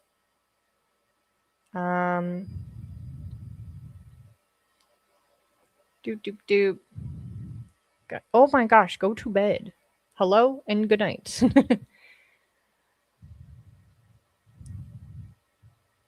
I actually know someone who worked with Audrey Mae Herron the night she disappeared, made it much more real to hear from her. I bet. It's wild. Yeah. I have actually, I don't know if I've covered him, but I've talked about him a lot, on and off. Maybe I should actually do. I have. So the issue with me and notebooks, right? So I love taking notes as I read through cases or talk about cases or do whatever. But the issue with my brain and the way my ADHD works, I lose them. I lose them a lot.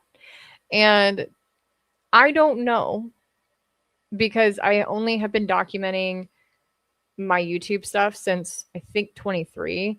I don't know what I have and haven't talked about. Because when I previously did my podcast, I had all the documentation, and then something happened with the server that I was using and it crashed and I lost everything. And I have to this day no idea what I have and have not covered. And I can't find my notebooks. And it sucks ass. And I'm so grumpy. We'll see.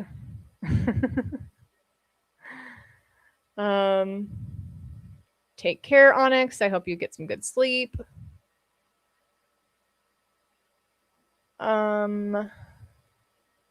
If you want a missing person with a happy ending, look at Chloe Smith from Western Australia. I'll have to check that out. I like happy endings. I just always feel bad that I'm like, oh, here, da da da da da. I hate covering cases that always have like some sort of bad in them, but at the end of the day, a lot of them have good things. Like especially when people are caught for their crimes and stuff. Yeah. Oh, I wasn't sure if it was like some acronym or something. Okay, so KJB. I almost said the other one. Yeah, I like doing live streams for the most part. They're kind of fun. I have not done them, obviously. You can tell from my lives. I haven't done any, but yeah. All right. Good night. I hope you have a good night. The courthouse I worked at was named after two civil rights activists who were bombed on Christmas, never solved. Wow. That's insane. Have you read I'll Be Gone in the Dark? I have not. That sounds interesting though. No, I have not. Yes, I lose all of them. I think the most frustrating one of them all is the fact that I lost, I want to say, I forget what case it was, and I lost my entire notebook, which was about 40 hours of research, and I had to redo everything because I didn't do online at the time. I don't like to if I don't have to. Like recently I've been looking into possibly investing in a thing called the Supernote. It's a very, very expensive and glorified notepad, but you can do like PDFs on it and you can do a bunch of other stuff with it too, which I really wanted to do because I like looking up court documents. So I wanted to have access to look into court documents or send them to that particular thing and do it. And it's electronic, so I technically won't lose it because my brain holds more it holds more priority, I guess is the right word, onto something that's electronic. So I do not have a Patreon. Nope. I don't have anything. I'm just little old me. I actually, for those who are curious or those who want, I actually did start up a Discord and I got it semi figured out. So I got that in the works, but it's yeah.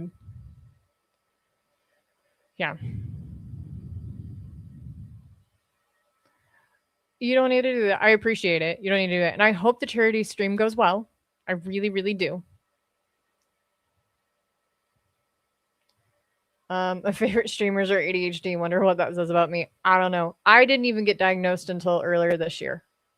And I'm a full grown adult. And I was just wild. And I thought the streamers that I found were just great. I really enjoyed them. And then I got diagnosed and I was like, oh, that matches.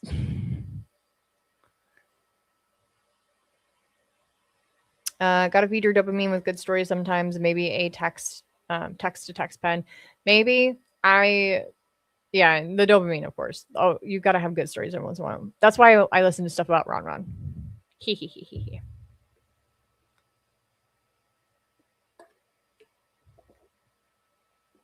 But You gotta chase the dopamine a little bit.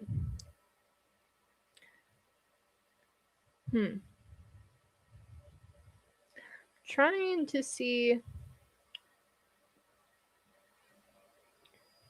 what is going on. Why is that doing that? I'm gonna have to go into this later. It's redacting certain things, and I don't know why, because it's allowing certain things to go through and not the other. I don't know. I'm a one-woman show, as I've said multiple times. I have no clue. Maybe one day I'll get mods. The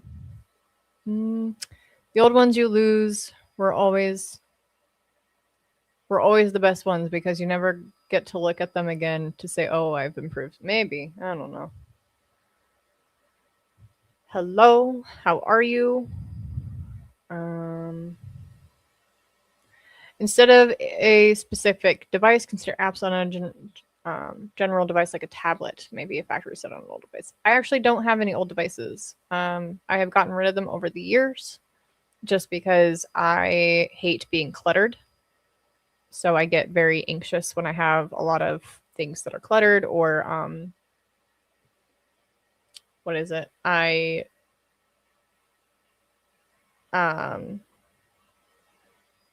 Trying to think of the word. I get just very, I call it scratchy. That's the wrong phrase, but it's just more so that I get very like freaked out when I have old devices. So I've started to I got rid of all of them, especially because in the military, on a Navy ship in general, you have no space. I don't know if anybody has ever seen a rack or a bed on ships, but it's called a coffin rack because it's literally like you're sleeping in a coffin. And that's all you have. You just have this little chunk. And so when you have all of that and you only have a very, very little bit amount, you start to prioritize stuff to fit everything and whatnot. And so I got severely just like selective with everything. And I was like, well, I don't need this. I don't need this. I don't need that. So I just started throwing stuff out. And then I got my phone and I started putting notes on my phone, which worked for a while. But I really hated having cluttered notes because then because I do grocery lists in my phone too. So then I would lose my grocery lists and stuff like that. So I just started using notebooks because notebooks were super easy for me to stack and find spaces to put them. But unfortunately, when you move 1.5 million times all over the world, because you have to, you kind of lose all your stuff eventually. So yeah, fun. But I've used like note-taking. I've like put specific note-taking apps on my phone and I've hated it. It's just a whole thing.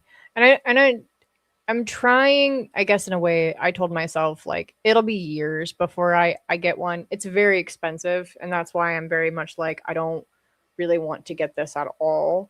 And this will be years and years and years down the road, probably when I've bought so many notebooks that I probably could have paid for the super note with all the notebooks I bought.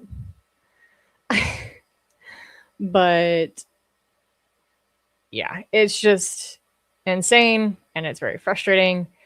And maybe, like I said, 3-4 years down the line, I will eventually get one and I'll look at it and be really grumpy about it. But we'll see. It's mainly just to keep, because a friend of mine had a Remarkable and I tried that one and I hated it because I couldn't do the things I wanted to do. So I think that's where my issue is with it in general. I don't know. If that didn't answer your question, I'm sorry.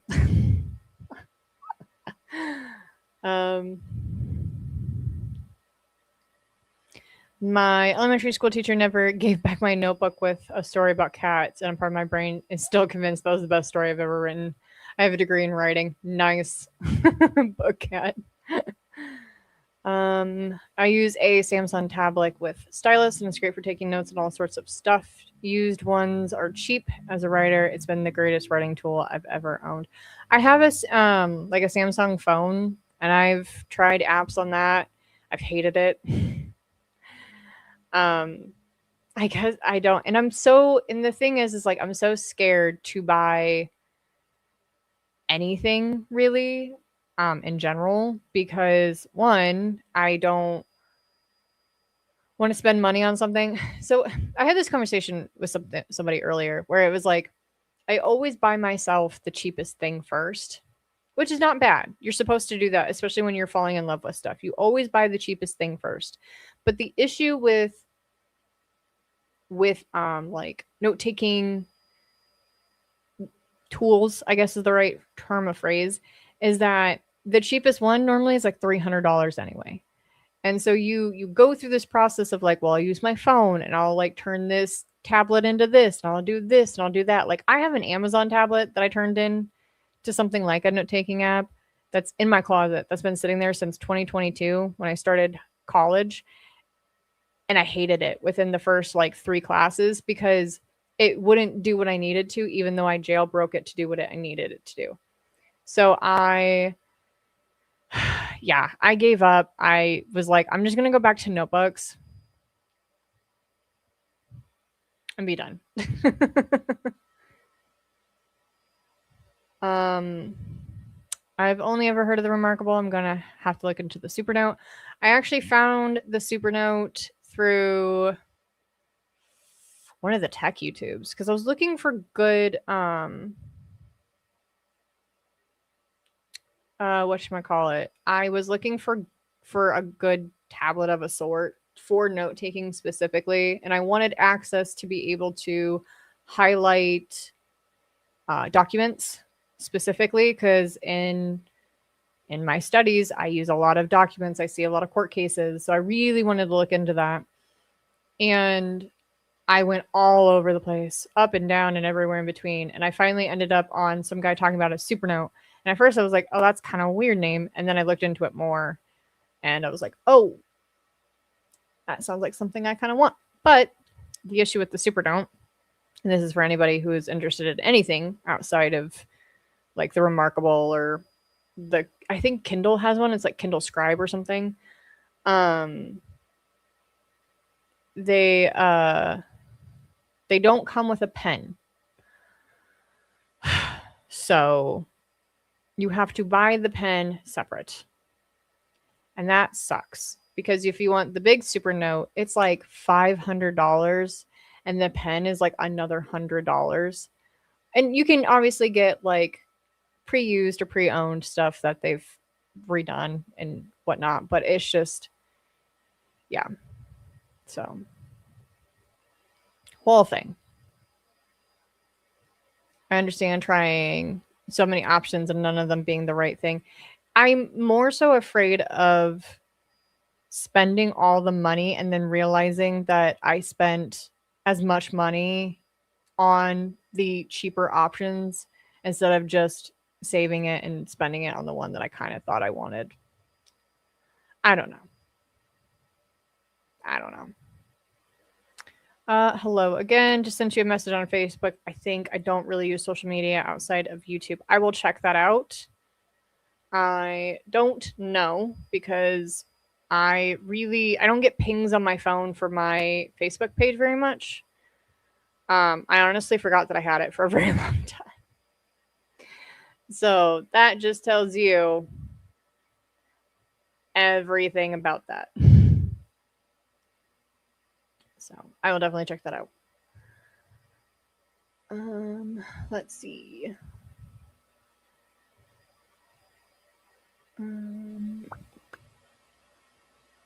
Maybe buy or craft a notebook dust cover. Maybe your brain will assign importance. Buy or craft a notebook dust cover. Maybe your brain will assign importance to the value. Maybe. I don't know. My brain kind of goes all over the place. So we'll see. Buying the pen separate, very I've had of them. Yes, it is.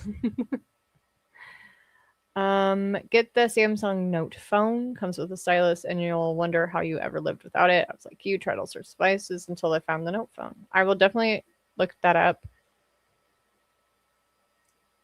I may have an old. No, please don't. Thank you, but no, thank you. Test drive everything and buy the best you can. As a professional photographer, I learned decades ago that I'm too poor to be able to afford anything but the very best. Yeah. I'm in a photography class right now, and I have my professor says the same thing, and she's been doing it since like 1990 something. She's very like, I love her to death. She's very, very, very smart. Um, I love it. Yeah. I've learned very quickly that if I want something specific and I've tried other things and I don't like, if I have one that I've researched enough, then I should just wait and I can grab what I can when I can.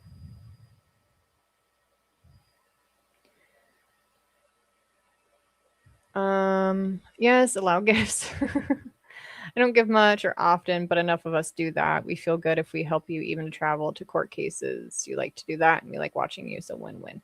Fair. I just feel awful doing it, so I don't try to do it. It's not really a thing, I guess.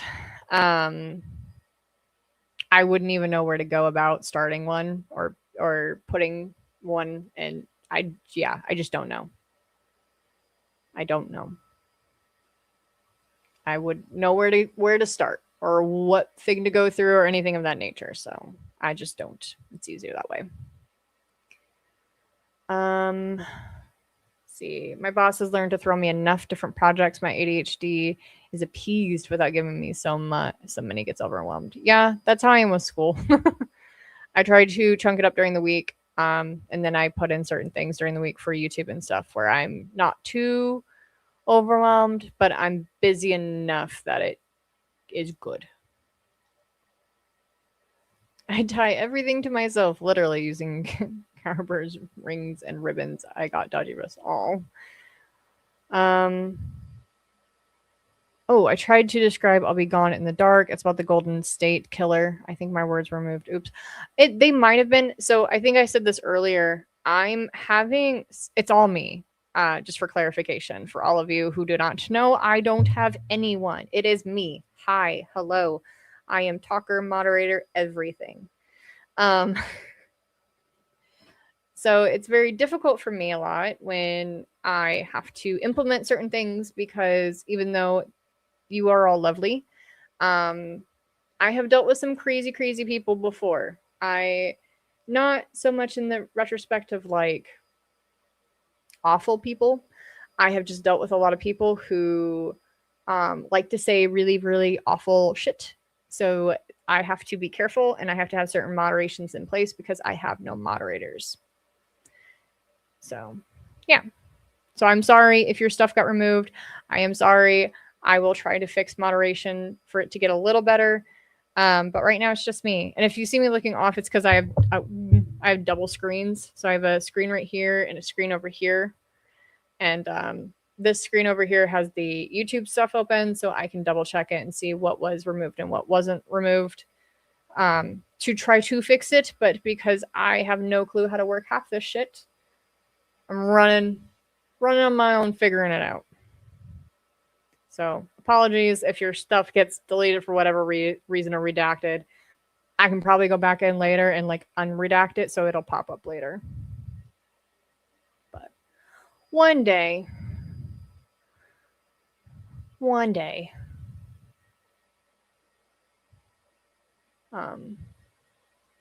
Yeah. I was going to say something else and I forgot. Oh, I agree because we pay to subscribe to streaming services. Why not allow us to support someone who we actually like? Fair. Again, I wouldn't even know where to start, what to go through, what to put up for people to do that. I don't know at all. So I just don't.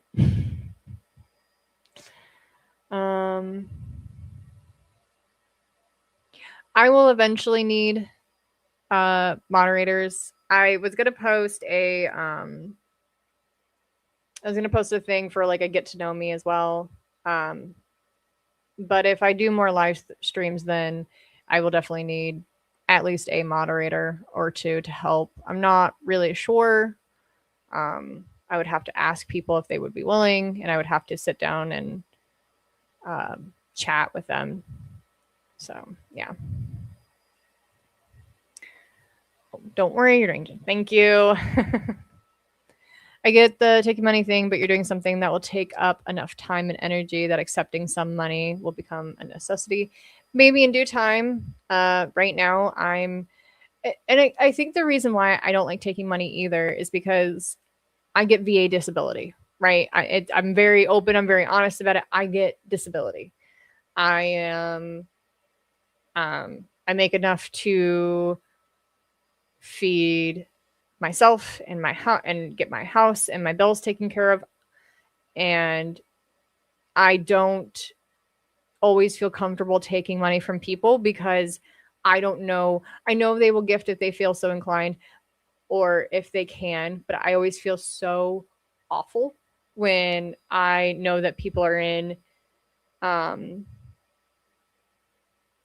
hard situations and they want to donate or something like that. I just, yeah. You know, you can ask a Tozy. I probably can, but I get very anxious to ask anybody or anything, and I call him my court buddy because we were in court together. I just feel really, I don't know him that well. I mean, we've sat together in court for like 2 to 3 days, so. Think of it this way. If YouTube isn't your primary source of income, then you don't have to push super chats and memberships. You can just have options there for people who want to send you a cup of coffee. Fair, very fair. I want to eventually do something of the fact of like, not so much like memberships or anything, but more so of like, because I'm creating a Discord. So it's more so of just like over time, you know, of X, Y, and Z, we can do blah, blah, blah in Discord. Something like this where we do cheer chats or we can do like case debriefs or something of that nature. So yes, YouTube, I would hope one day YouTube would be my primary source of income one day, far down the line. It would be really awesome to have happen. Especially because with my diagnosis, I have a very, very hard time leaving my house. So thankfully for school, most of my school is online, so I don't have to leave my house, and it's great. But I have a lot of issues with paranoia and so on. So I try to leave my house when I can, but I also try to stay very, very away. So. I sent the email of Brandon Swenson. Thank you. I will look into that. Lots of creators seem to find buying me coffee easy to use. I will look into that maybe. We'll see. Not to harp on it, but you can probably ask your fans and or the people here how to set up shit like Patreon, etc. You have just explosive growth. Better try it again now. I actually used to have a Patreon long ago, and I removed it. I have it all set up. I just never initiated it. Hey man, at my buddies, but I'd like to say I'm happy to see your channel. Thank you. Thank you very much. Sorry you talked about your VA stuff after I posted. Oh no, you're good. You're good. Considered we're not gifting. We get value from it. Fair, fair. If you ever get trouble with the decision for yourself, ask yourself what you would tell your friend. You deserve to treat yourself as well as treat your friends, says one person who also doesn't. Fair, very fair. I'm funny story, I guess, is how I always say stuff. I have not spent anything on myself in over probably 2 years. So this was the first time that I spent a little more money on myself to get my nice little cover, and a few other odds and ends. So yeah. You're talking about being the only one working on the channel reminds me of the song One Man Circus. The line that comes to mind, there's no list of writers on the screen, it's just me. Fair enough. Yep, it's me. I deeply love doing this by myself. It's a lot of fun. I have a lot of creative freedom for things I want to do. I don't technically have a boss. It's just myself, but so it's been really nice. School is my only boss right now, so I kind of have to listen to that, but I'm almost done, so I don't really have to listen to that very much. I get that, shipmate, but we all need help sometimes. A wife chief said that. Rank in Navy, not tribal rank. Hey, either way. Yeah, I was that, ironically. I was that petty officer who always said that. And I was always the one that's like, if you need anything, my phone number is this. You will call me at any time. I am here.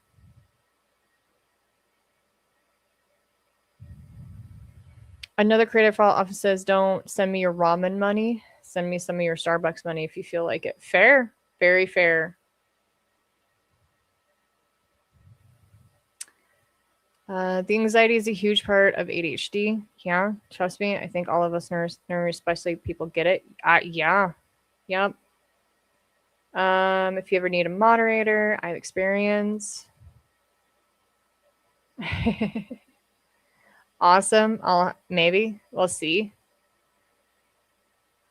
Just find out what your income limit is with disability. I know that there's a small amount you're able to make. Yeah, I unfortunately with certain ones I have to be very careful with, so I just choose to do what I can.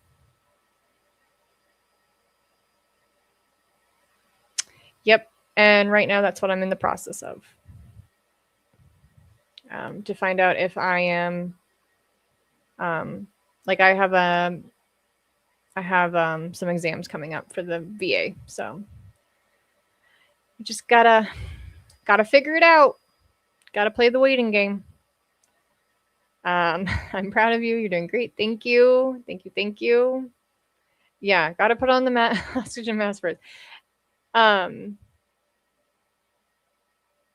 Yeah, everything's fine. Like I said, I'm taken care of. I'm content with life. It's by no means, anything. So I get really worried, I guess is the right word, to take anything from anyone. So I always try to gift a little bit too much, and then once I gift a little bit too much, then I'm like, okay, well, I'll wait it out a little bit. So, yeah. I do not currently have a full-time job. I am a full-time student, and I do this as well as a marketing side gig for nonprofits, actually. I help out a lot of nonprofits out here. So that's what I do. Right now I work with 2 nonprofits that I love a lot. One of them is a paranormal team that I'm a part of as well. So it's a lot of fun to work with them. They mean a lot to me, and they help out a lot of families. That's our primary thing. We help families who have paranormal phenomenon in their home, and we debunk, if we can, the paranormal phenomenon to make sure they feel comfortable in their own home. So yeah, I do that. I can't be a moderator. I'd say F you way too much. I know. That's why it's so funny. I help out. Part of my marketing thing is to help out people outside of everything to make sure that they can sustain themselves to a certain degree.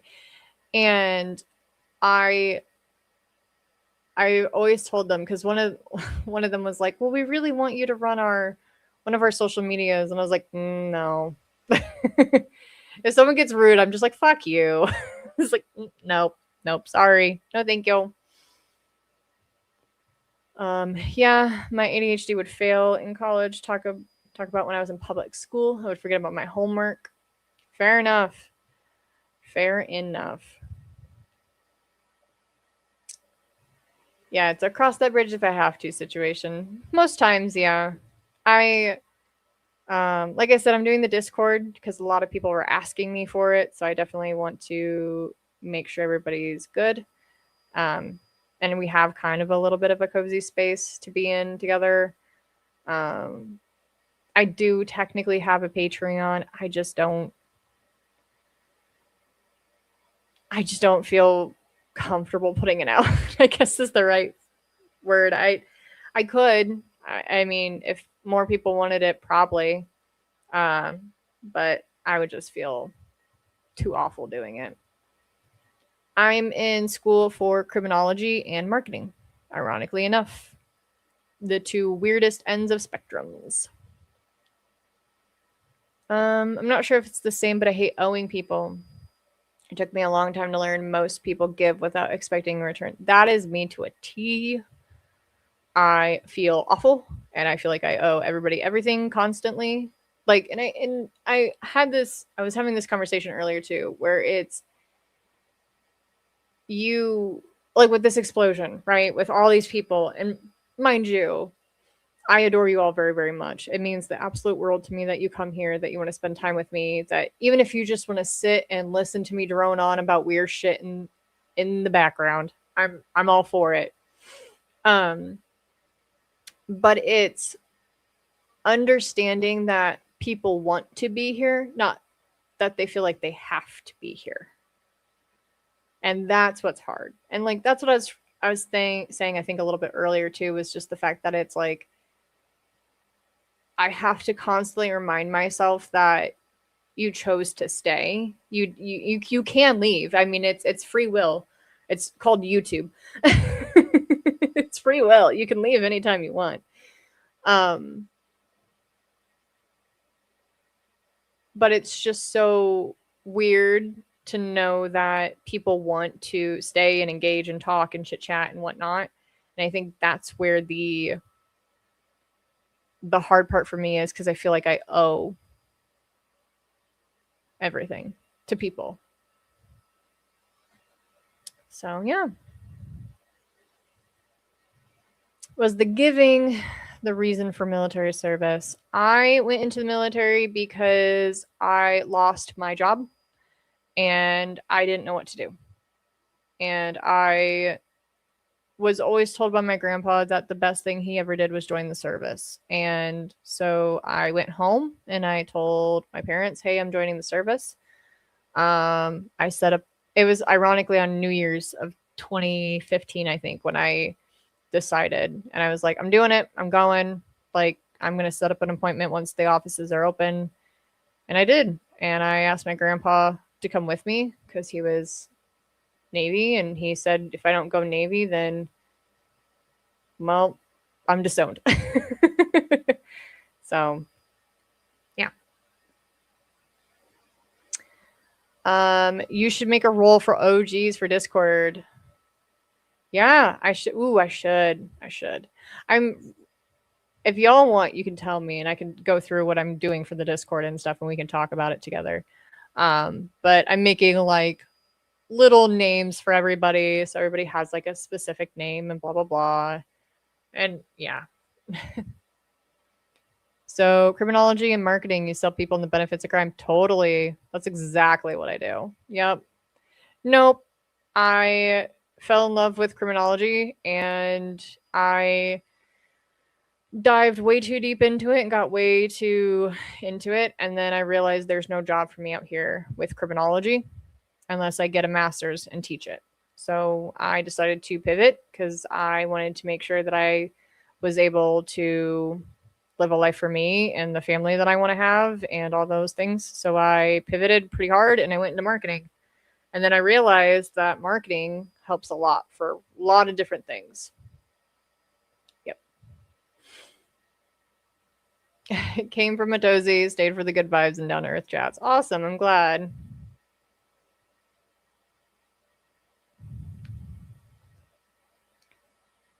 Your voice is really soothing, and I loved all your videos that I've checked out so far, and you seem like a really cool person. Thank you. I appreciate it. I try my best. Yeah. You're doing your best is all we want, and you are. Thank you. That's very, very sweet. Very, very sweet. Um,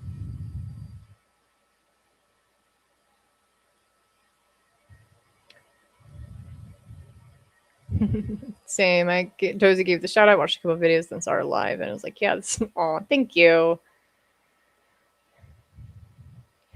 Same for forensic pathologist in Western Australia, though there are 2 for the entire state. Wow, that's crazy. That's insane. And I like seeing that's the thing. I love criminology and I love the dive into it, and um it's so interesting just in general, a lot of things about court cases, and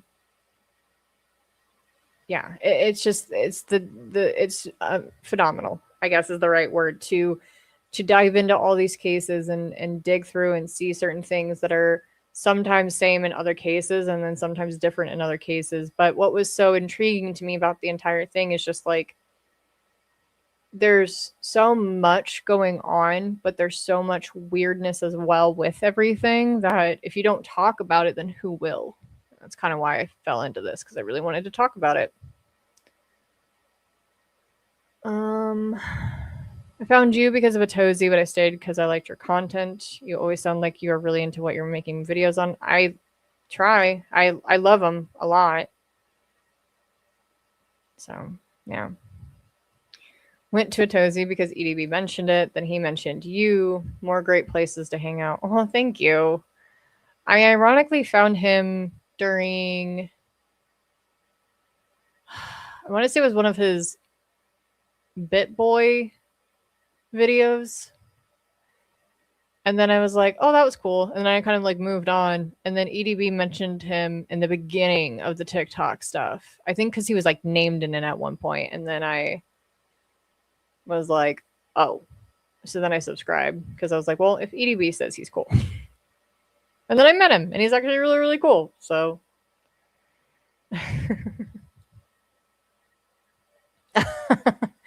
I'm another Aussie sets up an Australian embassy. There you go. There you go. Always wanted to see Australia. I have been to Australia twice. I've been to Brisbane and Sydney, and it was beautiful. It was beautiful. I actually have a friend who lives in Gold Coast, I think it is. And she's a peach. She's awesome. She was a foreign exchange student when I was growing up. So it was lovely being there and being able to see her. And I've never seen a huntsman the size of my fucking face before, but that was cool. Off to bed. I'm taking my daughter to prenatal exam, and grandbaby number 7 will be here. Oh, congratulations. Congratulations. That is so exciting. Prisman mention. Oh, that's great. Yeah. Bye, home.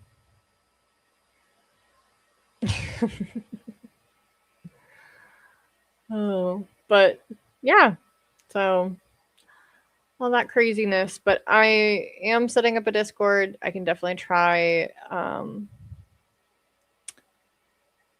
and set something up for you guys. I'll probably set something up through a poster of some sort, or maybe I'll just put it down here in the link below. And since y'all are here towards the end, you'll know it's in there. But I have to figure out some stuff first, figure out some of the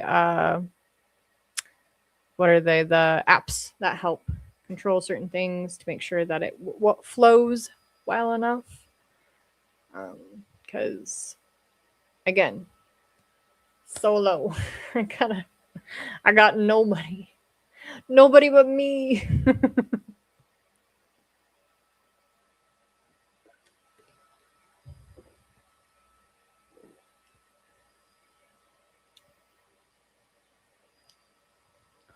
Really proud of myself. Kept up with chat today. Feels so good. But is there anything... I'm probably going to get off because I've been streaming for almost 2.5 hours. Is there anything about the trial that you need to know, like, right now?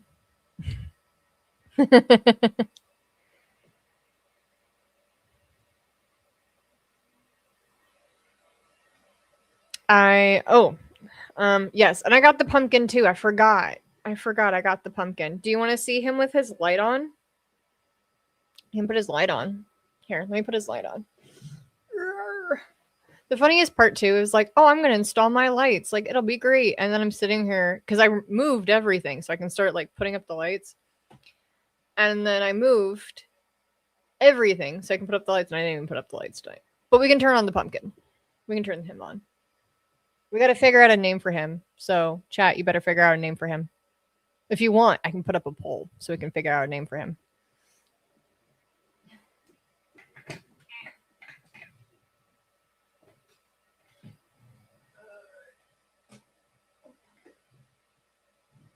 Oh, no.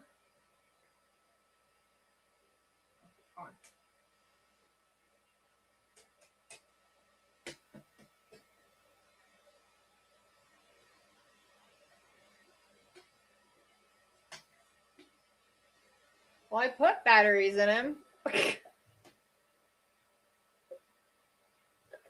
Yeah, those are batteries. No? Ghostface is right here. He's right here. I had to move him earlier. I was cleaning. There he goes. He'll come back.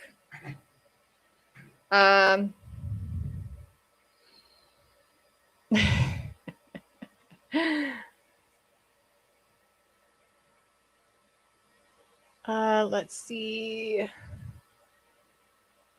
You got the most important thing, the mic cover. I know, right? I'm glad that people told me, because I probably would have been the asshole that just kept it like that probably for a while. Oh hey, my 3D print is done. I can finally hear again.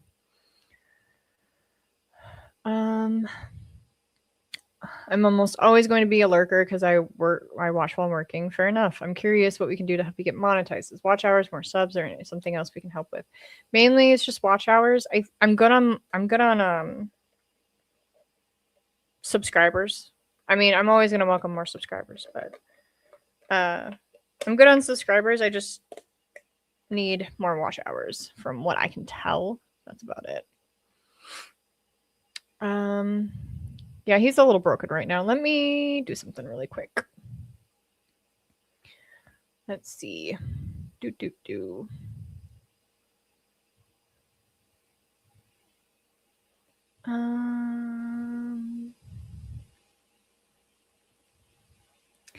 Yeah, I'm sorry. I will always be. I'll still be here without the mic cover, but my ears are open.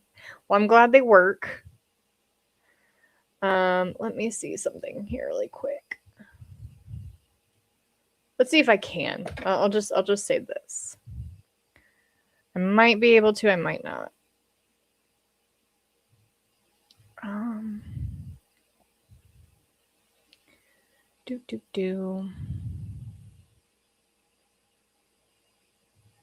Nope, that's not it.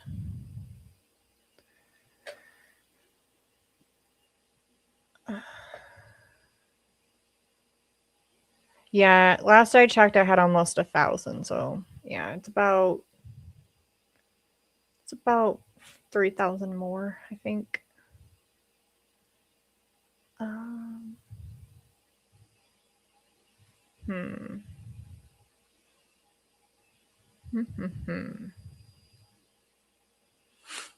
Let's see.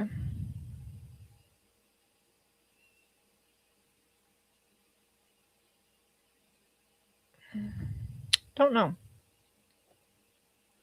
Nope, that's not it. Oh, if you want to know something funny, that happened to me that I didn't realize until I had to go back and look at my old stream. Apparently, my Be Back Soon screen has copyrighted music. So I have to go and fix that. Yay. Yay for that.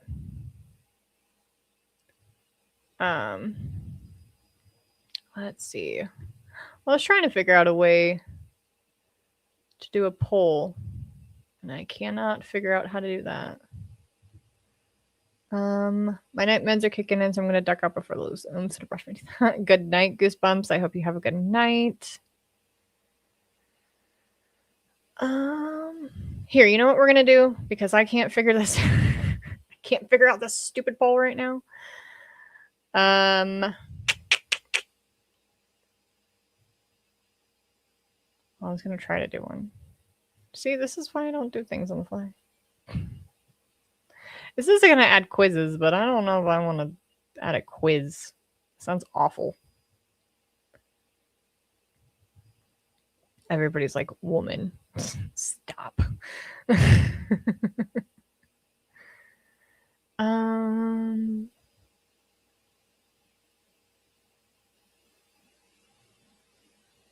Let's see.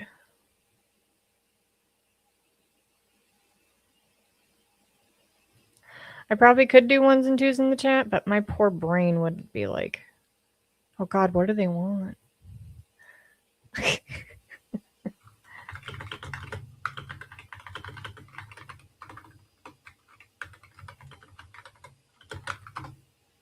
See, and the funniest thing too is like,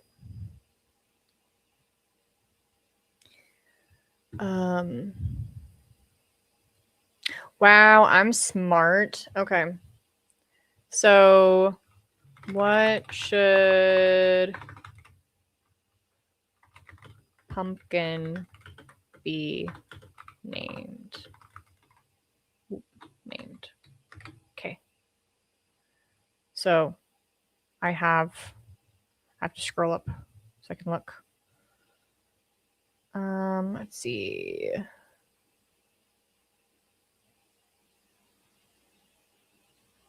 I'm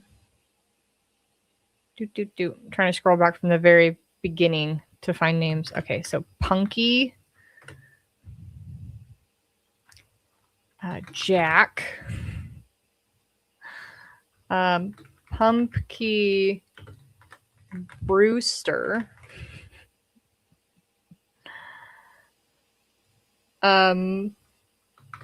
Tozy's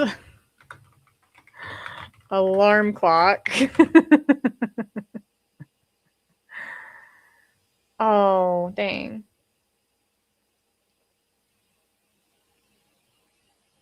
It won't let me add more.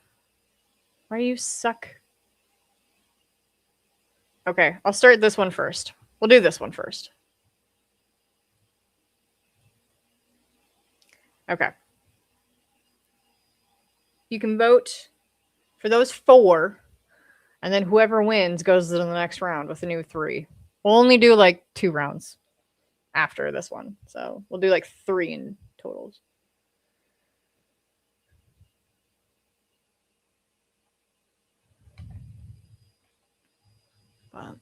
Yeah. Good night, Big Panda. I hope you have a sweet good night. Thank you. I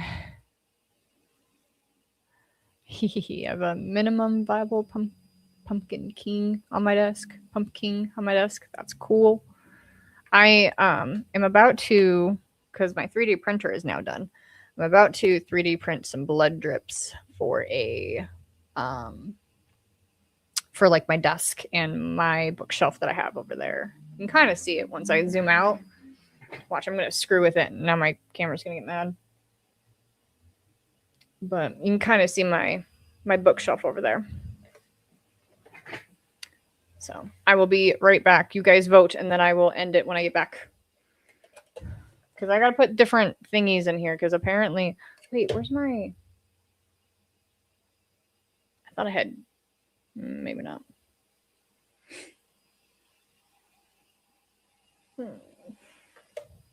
Dang. Hold on 1 second. I'm kind of mad. I'm more mad at the fact that it broke. Like, how dare you? I only turned him on once, by the way. Once.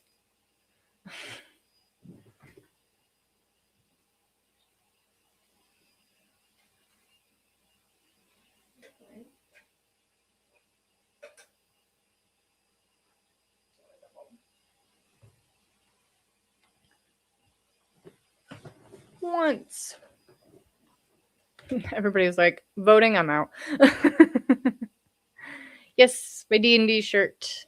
I love it dearly. Looks like Adhd's alarm clock is winning. All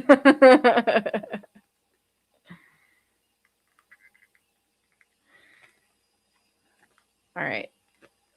Get your last little voties in.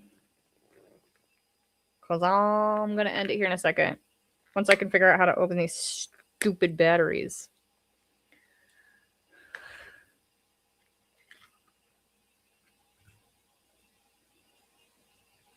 Cord free. Oh. All right.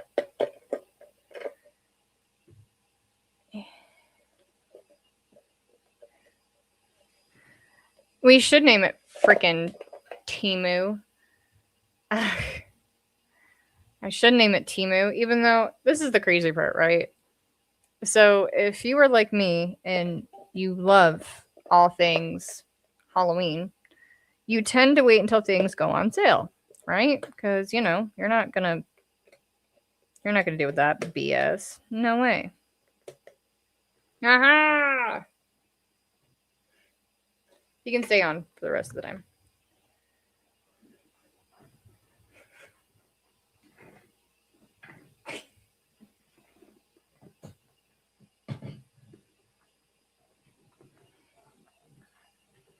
But I'm on him for kind of cheap. But I'm on him out of store, so you would have thought he kind of would have worked properly. But no. He wants to be a jerk and not work. So what do? You've got to put in more batteries. Mind you, right? I turned him on once and then I turned him off.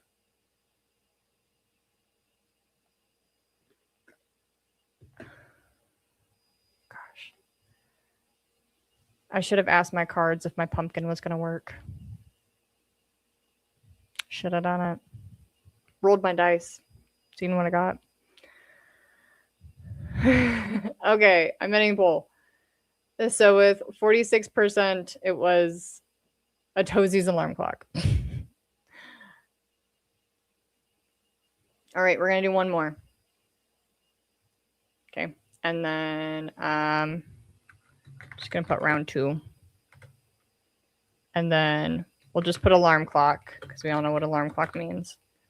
Everybody's like, I'm out. I'm not doing this fucking... We'll do gourd free. And then I need 2 more options. 2 more options. Yeah, we'll name him AAC for short. I'll get him a little what is it? I'll put not sticky tape. I'll put painter's tape on him. And then we can all tell Adhd that my pumpkin is now named Adhd's alarm clock. I see.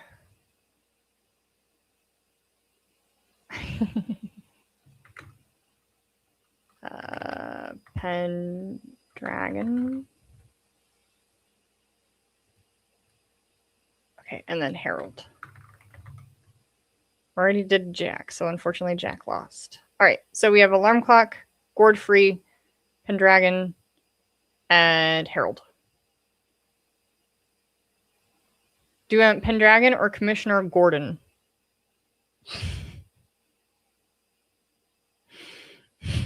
Timu Terrence. Okay, so 1 for Commissioner Gordon or a 2 for Pendragon. Go.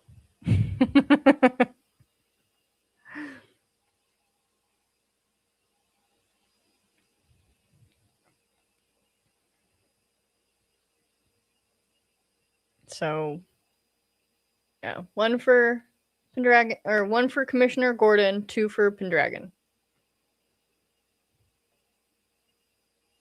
1, 2, 3, 4, 5, 6, 7, 8, 9, 10. Okay. All right. It looks like Commissioner Gordon. Commissioner Gordon takes the cake right now. Okay. So, Commissioner Gordon. All right. So we have alarm clock, Gord-free, Commissioner Gordon, or Harold. Vote.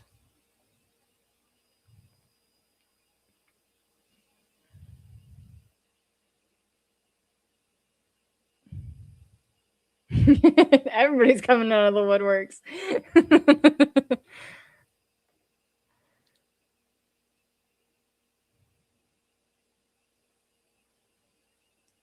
Yeah. I'll give it a little bit. But we could get to enjoy his lovely ambiance for the short time that he's here.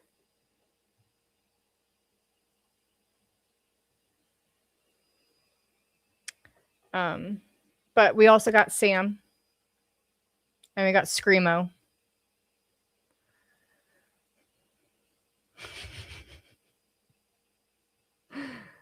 So,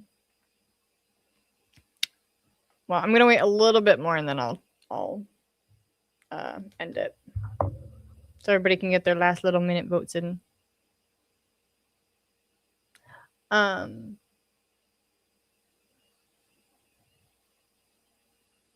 Okay, we can do one more round, and then we're gonna do Timu Terrence and Commissioner Gordon, and we can decide. It'll just be them two, and that's it. just to vote for Commissioner Gordon. Or I can call him Commissioner Gord. All right. I'm ending it in 3, 2, 1. Bloop. All right. So Commissioner Gordon, 43, alarm clock, 24, Gord free, 24, and Harold 9. Here, we'll do last round. And it'll be, we'll do one more round. I know I only said 2, but we'll do one more. We'll do one more. That's it. Just one more. Okay. We'll do Commissioner Gordon. We'll do a toesies. Alarm clock. And then we will do, I ran across my house to vote for commissioner. We'll do Timu Terrence because he didn't want to work. All right. Ready? 1, 2, 3.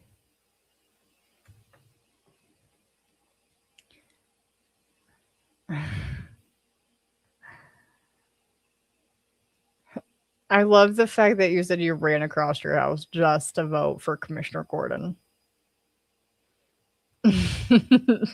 Yes, Commissioner Gord on my wall. He's probably going to end up being just Commissioner Gord. And we'll make him a little nameplate and everything. Ooh, I should make him like a little nameplate like they do in that you wear at like courthouses and everything that dingles. It's kind of like that one. That one with the little bit lanyard and stuff.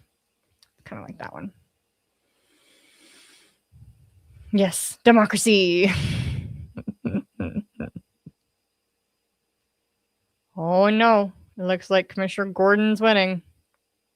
Though Atosi's alarm clock is kind of creeping up too.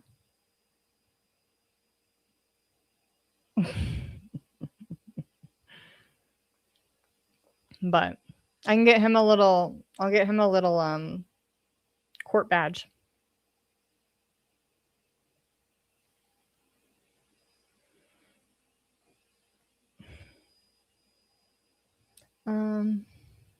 But yeah, but I'll get a Discord all set up for y'all so you can all join and whatnot. I was hoping to have it done before I went live today, but unfortunately, I had other things that were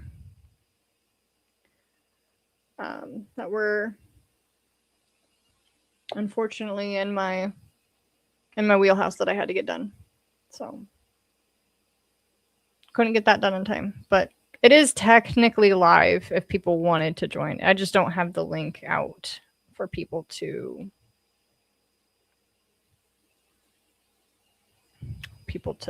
get it.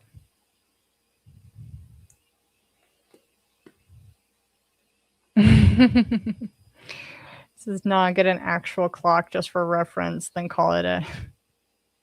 You know what? I should get a clock and take the batteries out and put the time that I woke him up. I should like put it up somewhere and it just has the time that I woke him up. YouTube, we have printed your silver plaque with the wrong name. Please send back the one that says Commissioner Gord. Yes, hello, I'm still here. Do you guys really want the Discord link? Because like nothing is really done. If you really, really want it, sure. But it's not done. Like I'm still editing as we go. Like I was in the process and then I had to stop because I wanted to start the stream. Hello, I'm so glad you found me. Yes, he's amazing. He's a very, very genuine, kind person. I'm so glad I got to wake him. I'm so glad I got to wake him up. It was very, very kind. Oh, so we all want the link. Okay. So here's the thing though. I'm gonna be very mom. All right. I'm gonna be very mom very quick. If you are rude, you will get booted and I won't care. I'll care a little bit. I'll just be very disappointed in you. You'll get the disappointed mom message. Okay? You'll just get a very aggressive, disappointed mom message. Good night, Book Cat. I hope you have sweet dreams.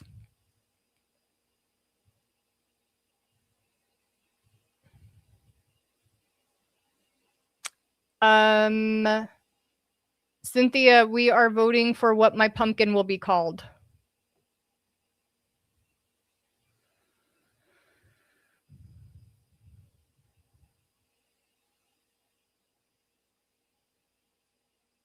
Yeah, you'll get a very disappointing mom message and then you'll be kicked from the server.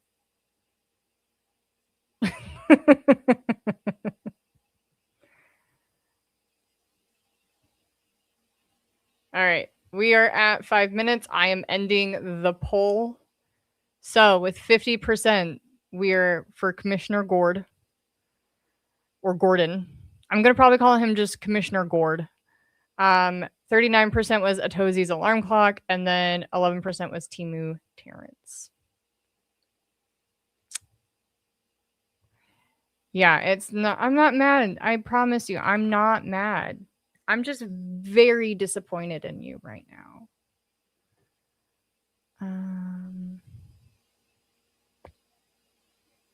There we go.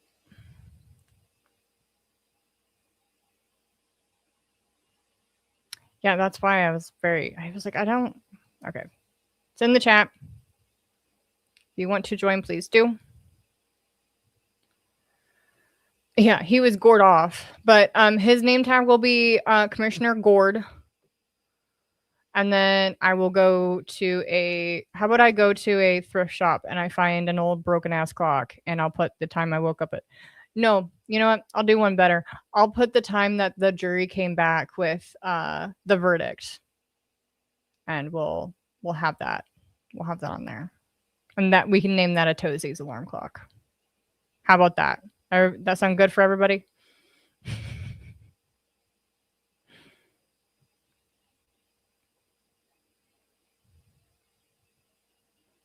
Thank you for lurking. I hope you have a good night, Mumsy.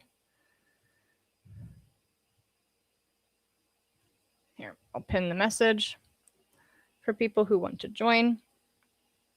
I'm glad you're enjoying the content. I hope you enjoyed lurking. The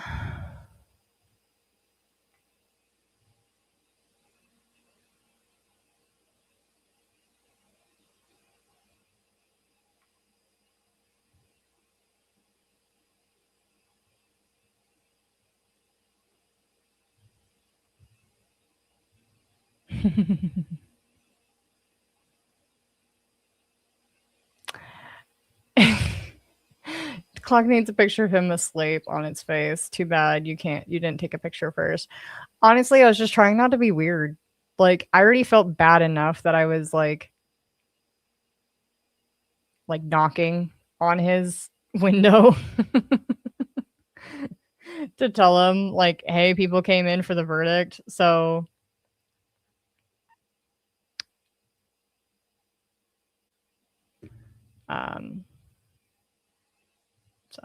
yeah.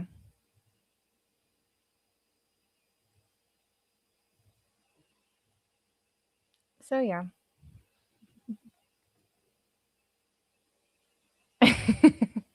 I can still do a clock with his face on it. It just won't be a clock.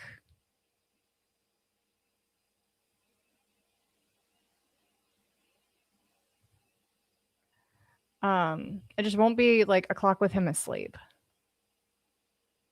Right? So I mean, we can try, but it just won't be a clock with him asleep. So I feel kind of bad, but it would be what it is.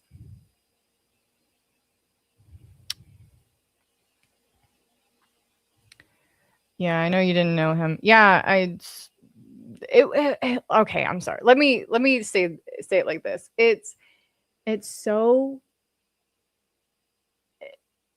YouTubers are people, right? Like YouTubers are people, YouTubers are just normal people. And it's so interesting to me because I always am like, oh, they're just I say this to everybody. I'm like, oh, they're just normal people, they're just normal people. But it's like when you meet like when you meet people who like, especially with like Emily D. Baker, right? When you meet people who you've watched on and off, whose content you've watched on and off for years and so on, it's hard to get it out of your head that they are just normal people. Like it's hard to get into your head that they're just normal people, so you get like really worked up and you're like, I really don't want to fuck up and say the wrong thing and then make me look even weirder than I feel. So taking a picture of him asleep probably would have been icing on the fucking weird cake. Yeah, I would have felt awkward too, but it turned out to be the best thing. Yeah, it really did. And I kept apologizing. I'm pretty sure I apologized to him like 15 different times as we were walking back up to the courthouse. But you didn't expect it would cause all this. No, I did not. I did not expect it to cause all this. I'm new here, but I really want to know how surreal was the TikTok psychic questioning herself. I imagine it had to be really hard to stay quiet and respectful. Not when she was questioning his stuff. It was just one of those moments where you stand there and you mind you, and it's hard to put in perspective how small this courtroom was because it's small. Like everybody can see everyone's face, right? And it wasn't really surreal to like keep your face straight or quiet or respectful. It was more so like, so from my face, it was hard to not. It was just hard not to make faces at some of the questions she was asking. I guess is the right term of phrase. It wasn't really weird or anything. It was just odd. Oh, you're just joking. Dang. No, I'm joking. Eventually, you'll probably see a clock that will be added to the wall, and he'll have a little court badge, just like Commissioner Gord over there. I've met a popular YouTuber who is popular in his niche. I sold him something he was in his bid. Wow, that's cool. I've met other YouTubers before, and some of them are very, very cool.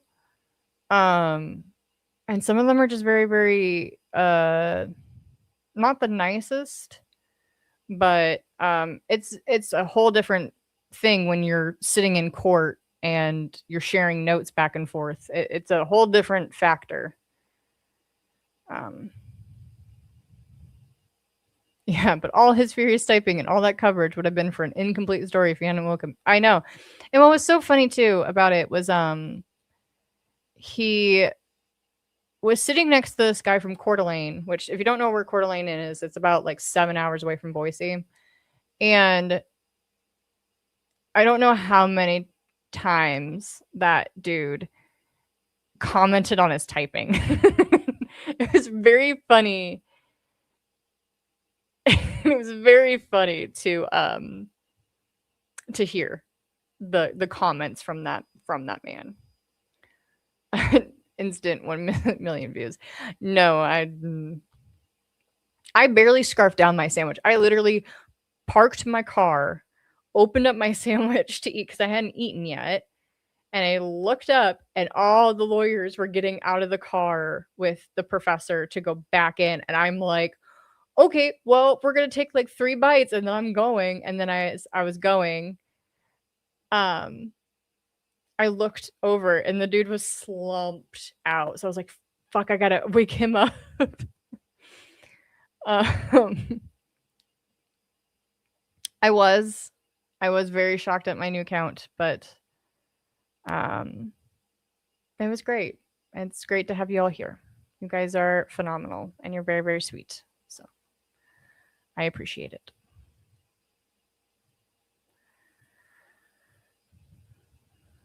But if you are curious as to what is pinned, that is the Discord that I have. If you would like to, if you'd like to join, then you're more than welcome. I have a friend who lives in Coeur d'Alene who's actually coming to visit Australia soon. Aw, that's really cool. But yeah, if you want to join, more than welcome. Yeah, it's great that you woke him. Yeah, I'm very glad I woke him too. I said this a few nights ago too, but it would have just sucked for the fact that he flew all the way out here to like literally lose out on the last thing. I would have felt so awful if that had happened. I don't have a Bitcoin address. I do not know. And is orange your favorite color? Do you have one? I really don't. I actually really enjoy. I don't really have a favorite color in general. I always joke around that black's my favorite color because that's all I really wear when I'm out and about doing stuff or filming videos. That's literally all I wear. And my whole setup, ironically, used to be all black. Like I had no color on anything. But I realized I probably need a little bit of color. So I started grabbing colors that are kind of in the realm that I like.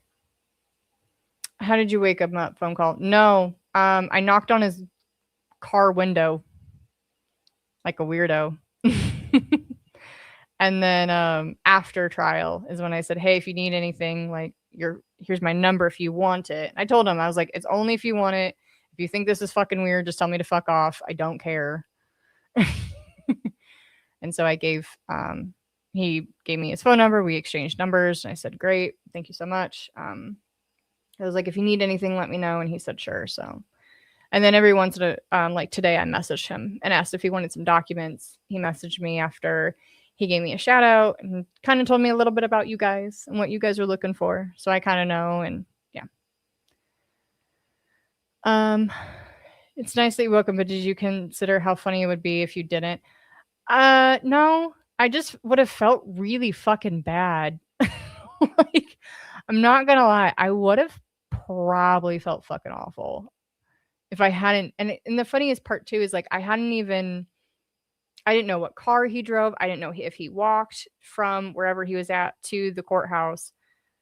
Um, so I was really I didn't know. And then I was walking out to go get food, and he's like, "Oh, hey, are you leaving?" I said, "No, I'm just gonna go grab food." I was like, Do you want to come with? Do you need anything?" And he had just eaten. And I was like, "Okay, well, and then he said something about waiting for the verdict. And I said, "Well, the lawyers have to come in through the front door." I was like, "So if you just watch the front door, then you should see where if they're going in or not." And he's like, "Oh, okay." And then I saw him move his car before I pulled out, and I was like, "Okay, cool."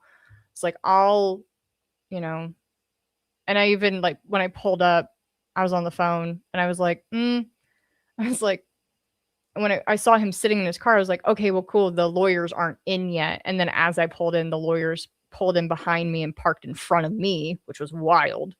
And I was like, I saw them all get out and walking in. And it's weird to see the professor. And she like smiled. And I was like, "Hi, I've been seeing you in court all week. It's really weird."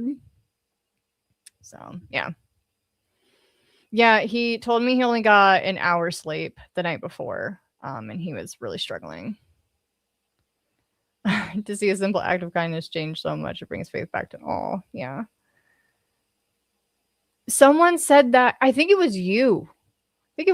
Someone said that in the other live stream. They're like, "Oh, it would have been hilarious if he was like opened up his car door and farted and like shut." No, that's gross. That's weird. That's weird behavior. Um, I didn't even have to knock very hard. I did like one click with my thumb, and he was like, and I was like, "Oh, hi." Yeah, I've woken up that way, and it's super free. Oh yeah, yeah, yeah. Yeah, a lot of people would have been a little sad about it. Oh yeah. Well, I hope nothing broke. Good luck. Keep being you. You're fun to listen to and good about. Thank you. Yeah, please be careful. Take a weapon. I don't know. Be smart. Weird behavior. Mom is disappointed. Very. uh there was one person, I forget who it was, and they were talking about, and they're like, "That's weirdly." That's weirdly. I was like, "Yeah, fair enough. Weirdly is the thing.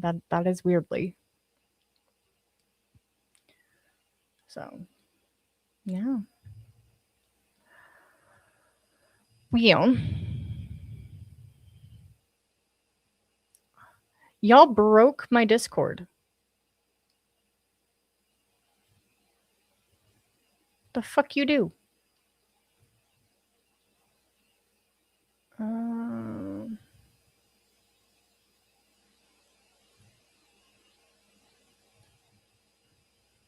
Y'all broke my Discord. All I was trying to do, I get a notification saying shit's hitting the fucking fan. Are you okay? And I'm like, yeah, I think I'm good. I don't know. Is someone dying? I don't fucking know. No, y'all are good. Y'all are good. Y'all are good.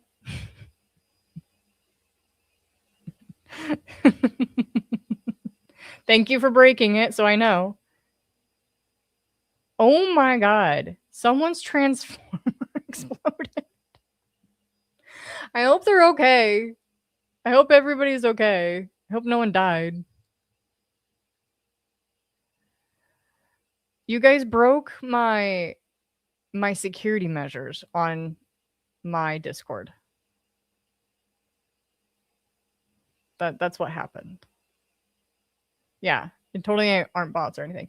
Yeah, so when I started building the Discord, I kind of put a lot of, not a lot of security measures, but a good chunk of security measures, because I didn't want people going in willy nilly and like destroying it as I slowly add and fix as I go.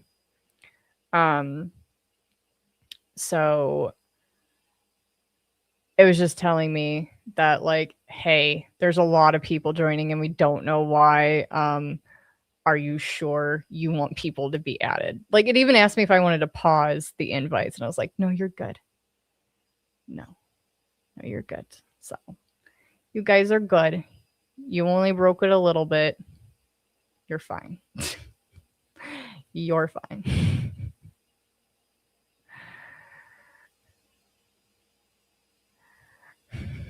So I am filming a video tomorrow. So look out for that. That'll hopefully be up on Tuesday and Wednesday, depending on when I get access to the minute hearings. Because I'm pretty stoked about getting all those. So as soon as I get access to those files, I'll do the minute hearings. So we'll get in a corner and think about what we did. Yeah, do it. Do it. No, I'm joking. Wow. Story of your journey so far. I'm suffering from too much success.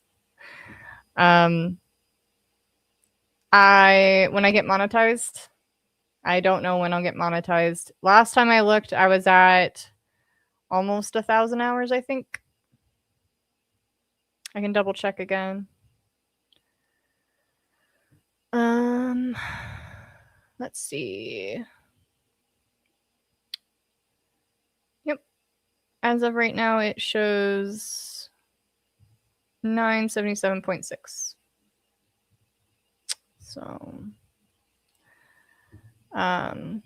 but I will do this because I gotta get off.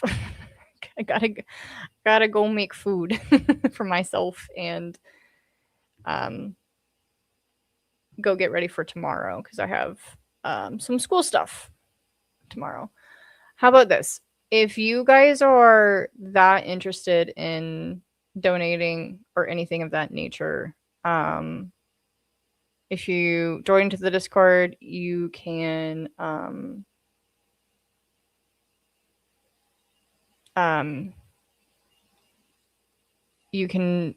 put in there.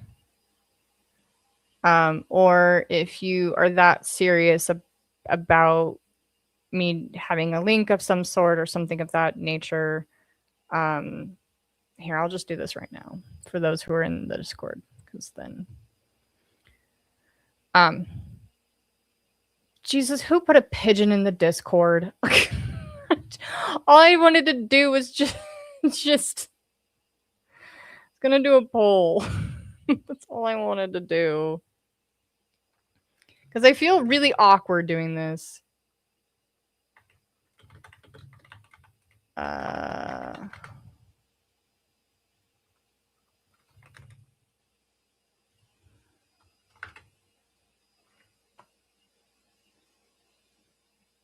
Yeah, if you obviously please don't, if you know.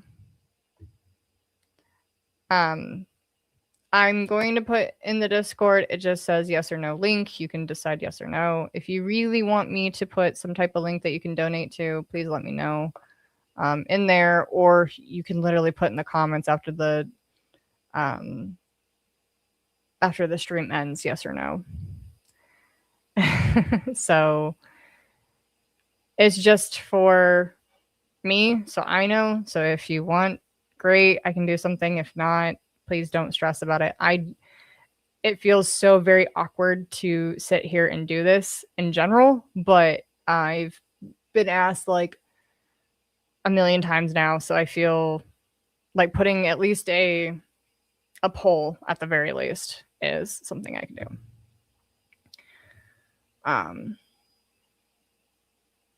Are you going to have a ghost investigation channel? Obviously not with any details about where or who.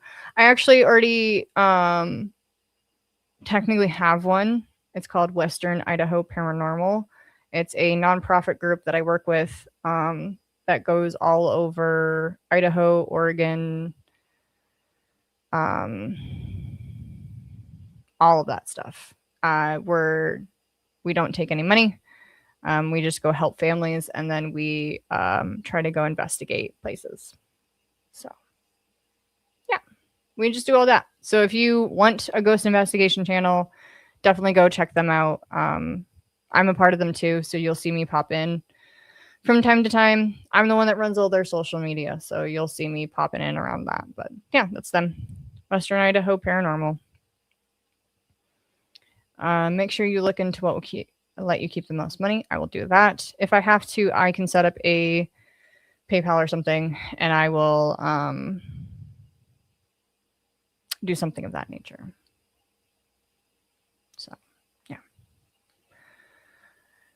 Yeah. You don't have to rush into monetizing first. Wrap your head around it, give it a week, and then plan for what you want to do. Yeah, very true. I'm not trying to by any means. I don't think it's. No, I would love it if I got monetized. That'd be great. But I'm trying to keep it slow going as possible.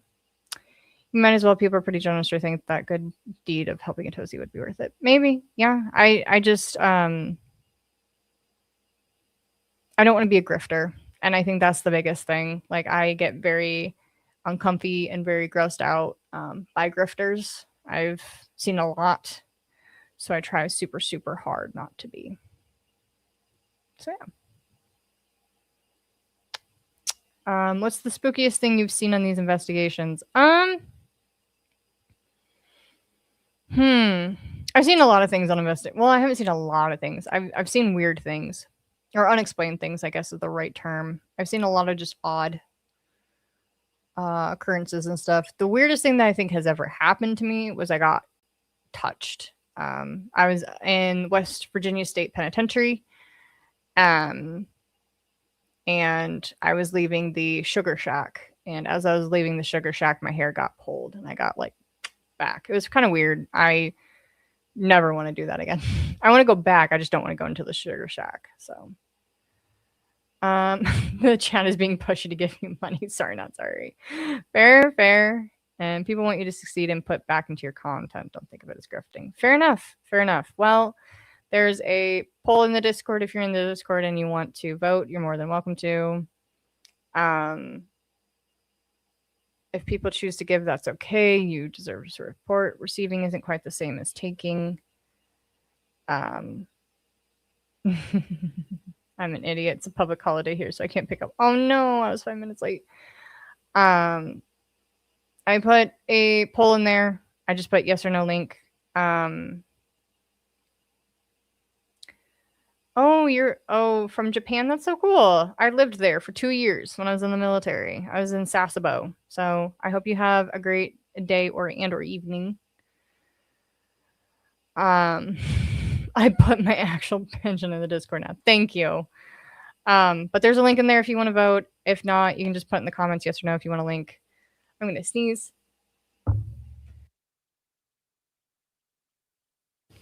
Ooh, I was good with that mute button.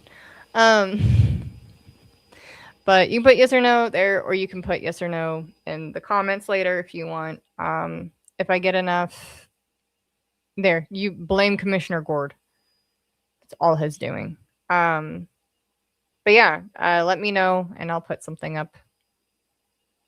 Something for y'all if you really want. But yeah, thank you. Well, you got a very nice pigeon. Good job. Trying to think of anything else I was going to say.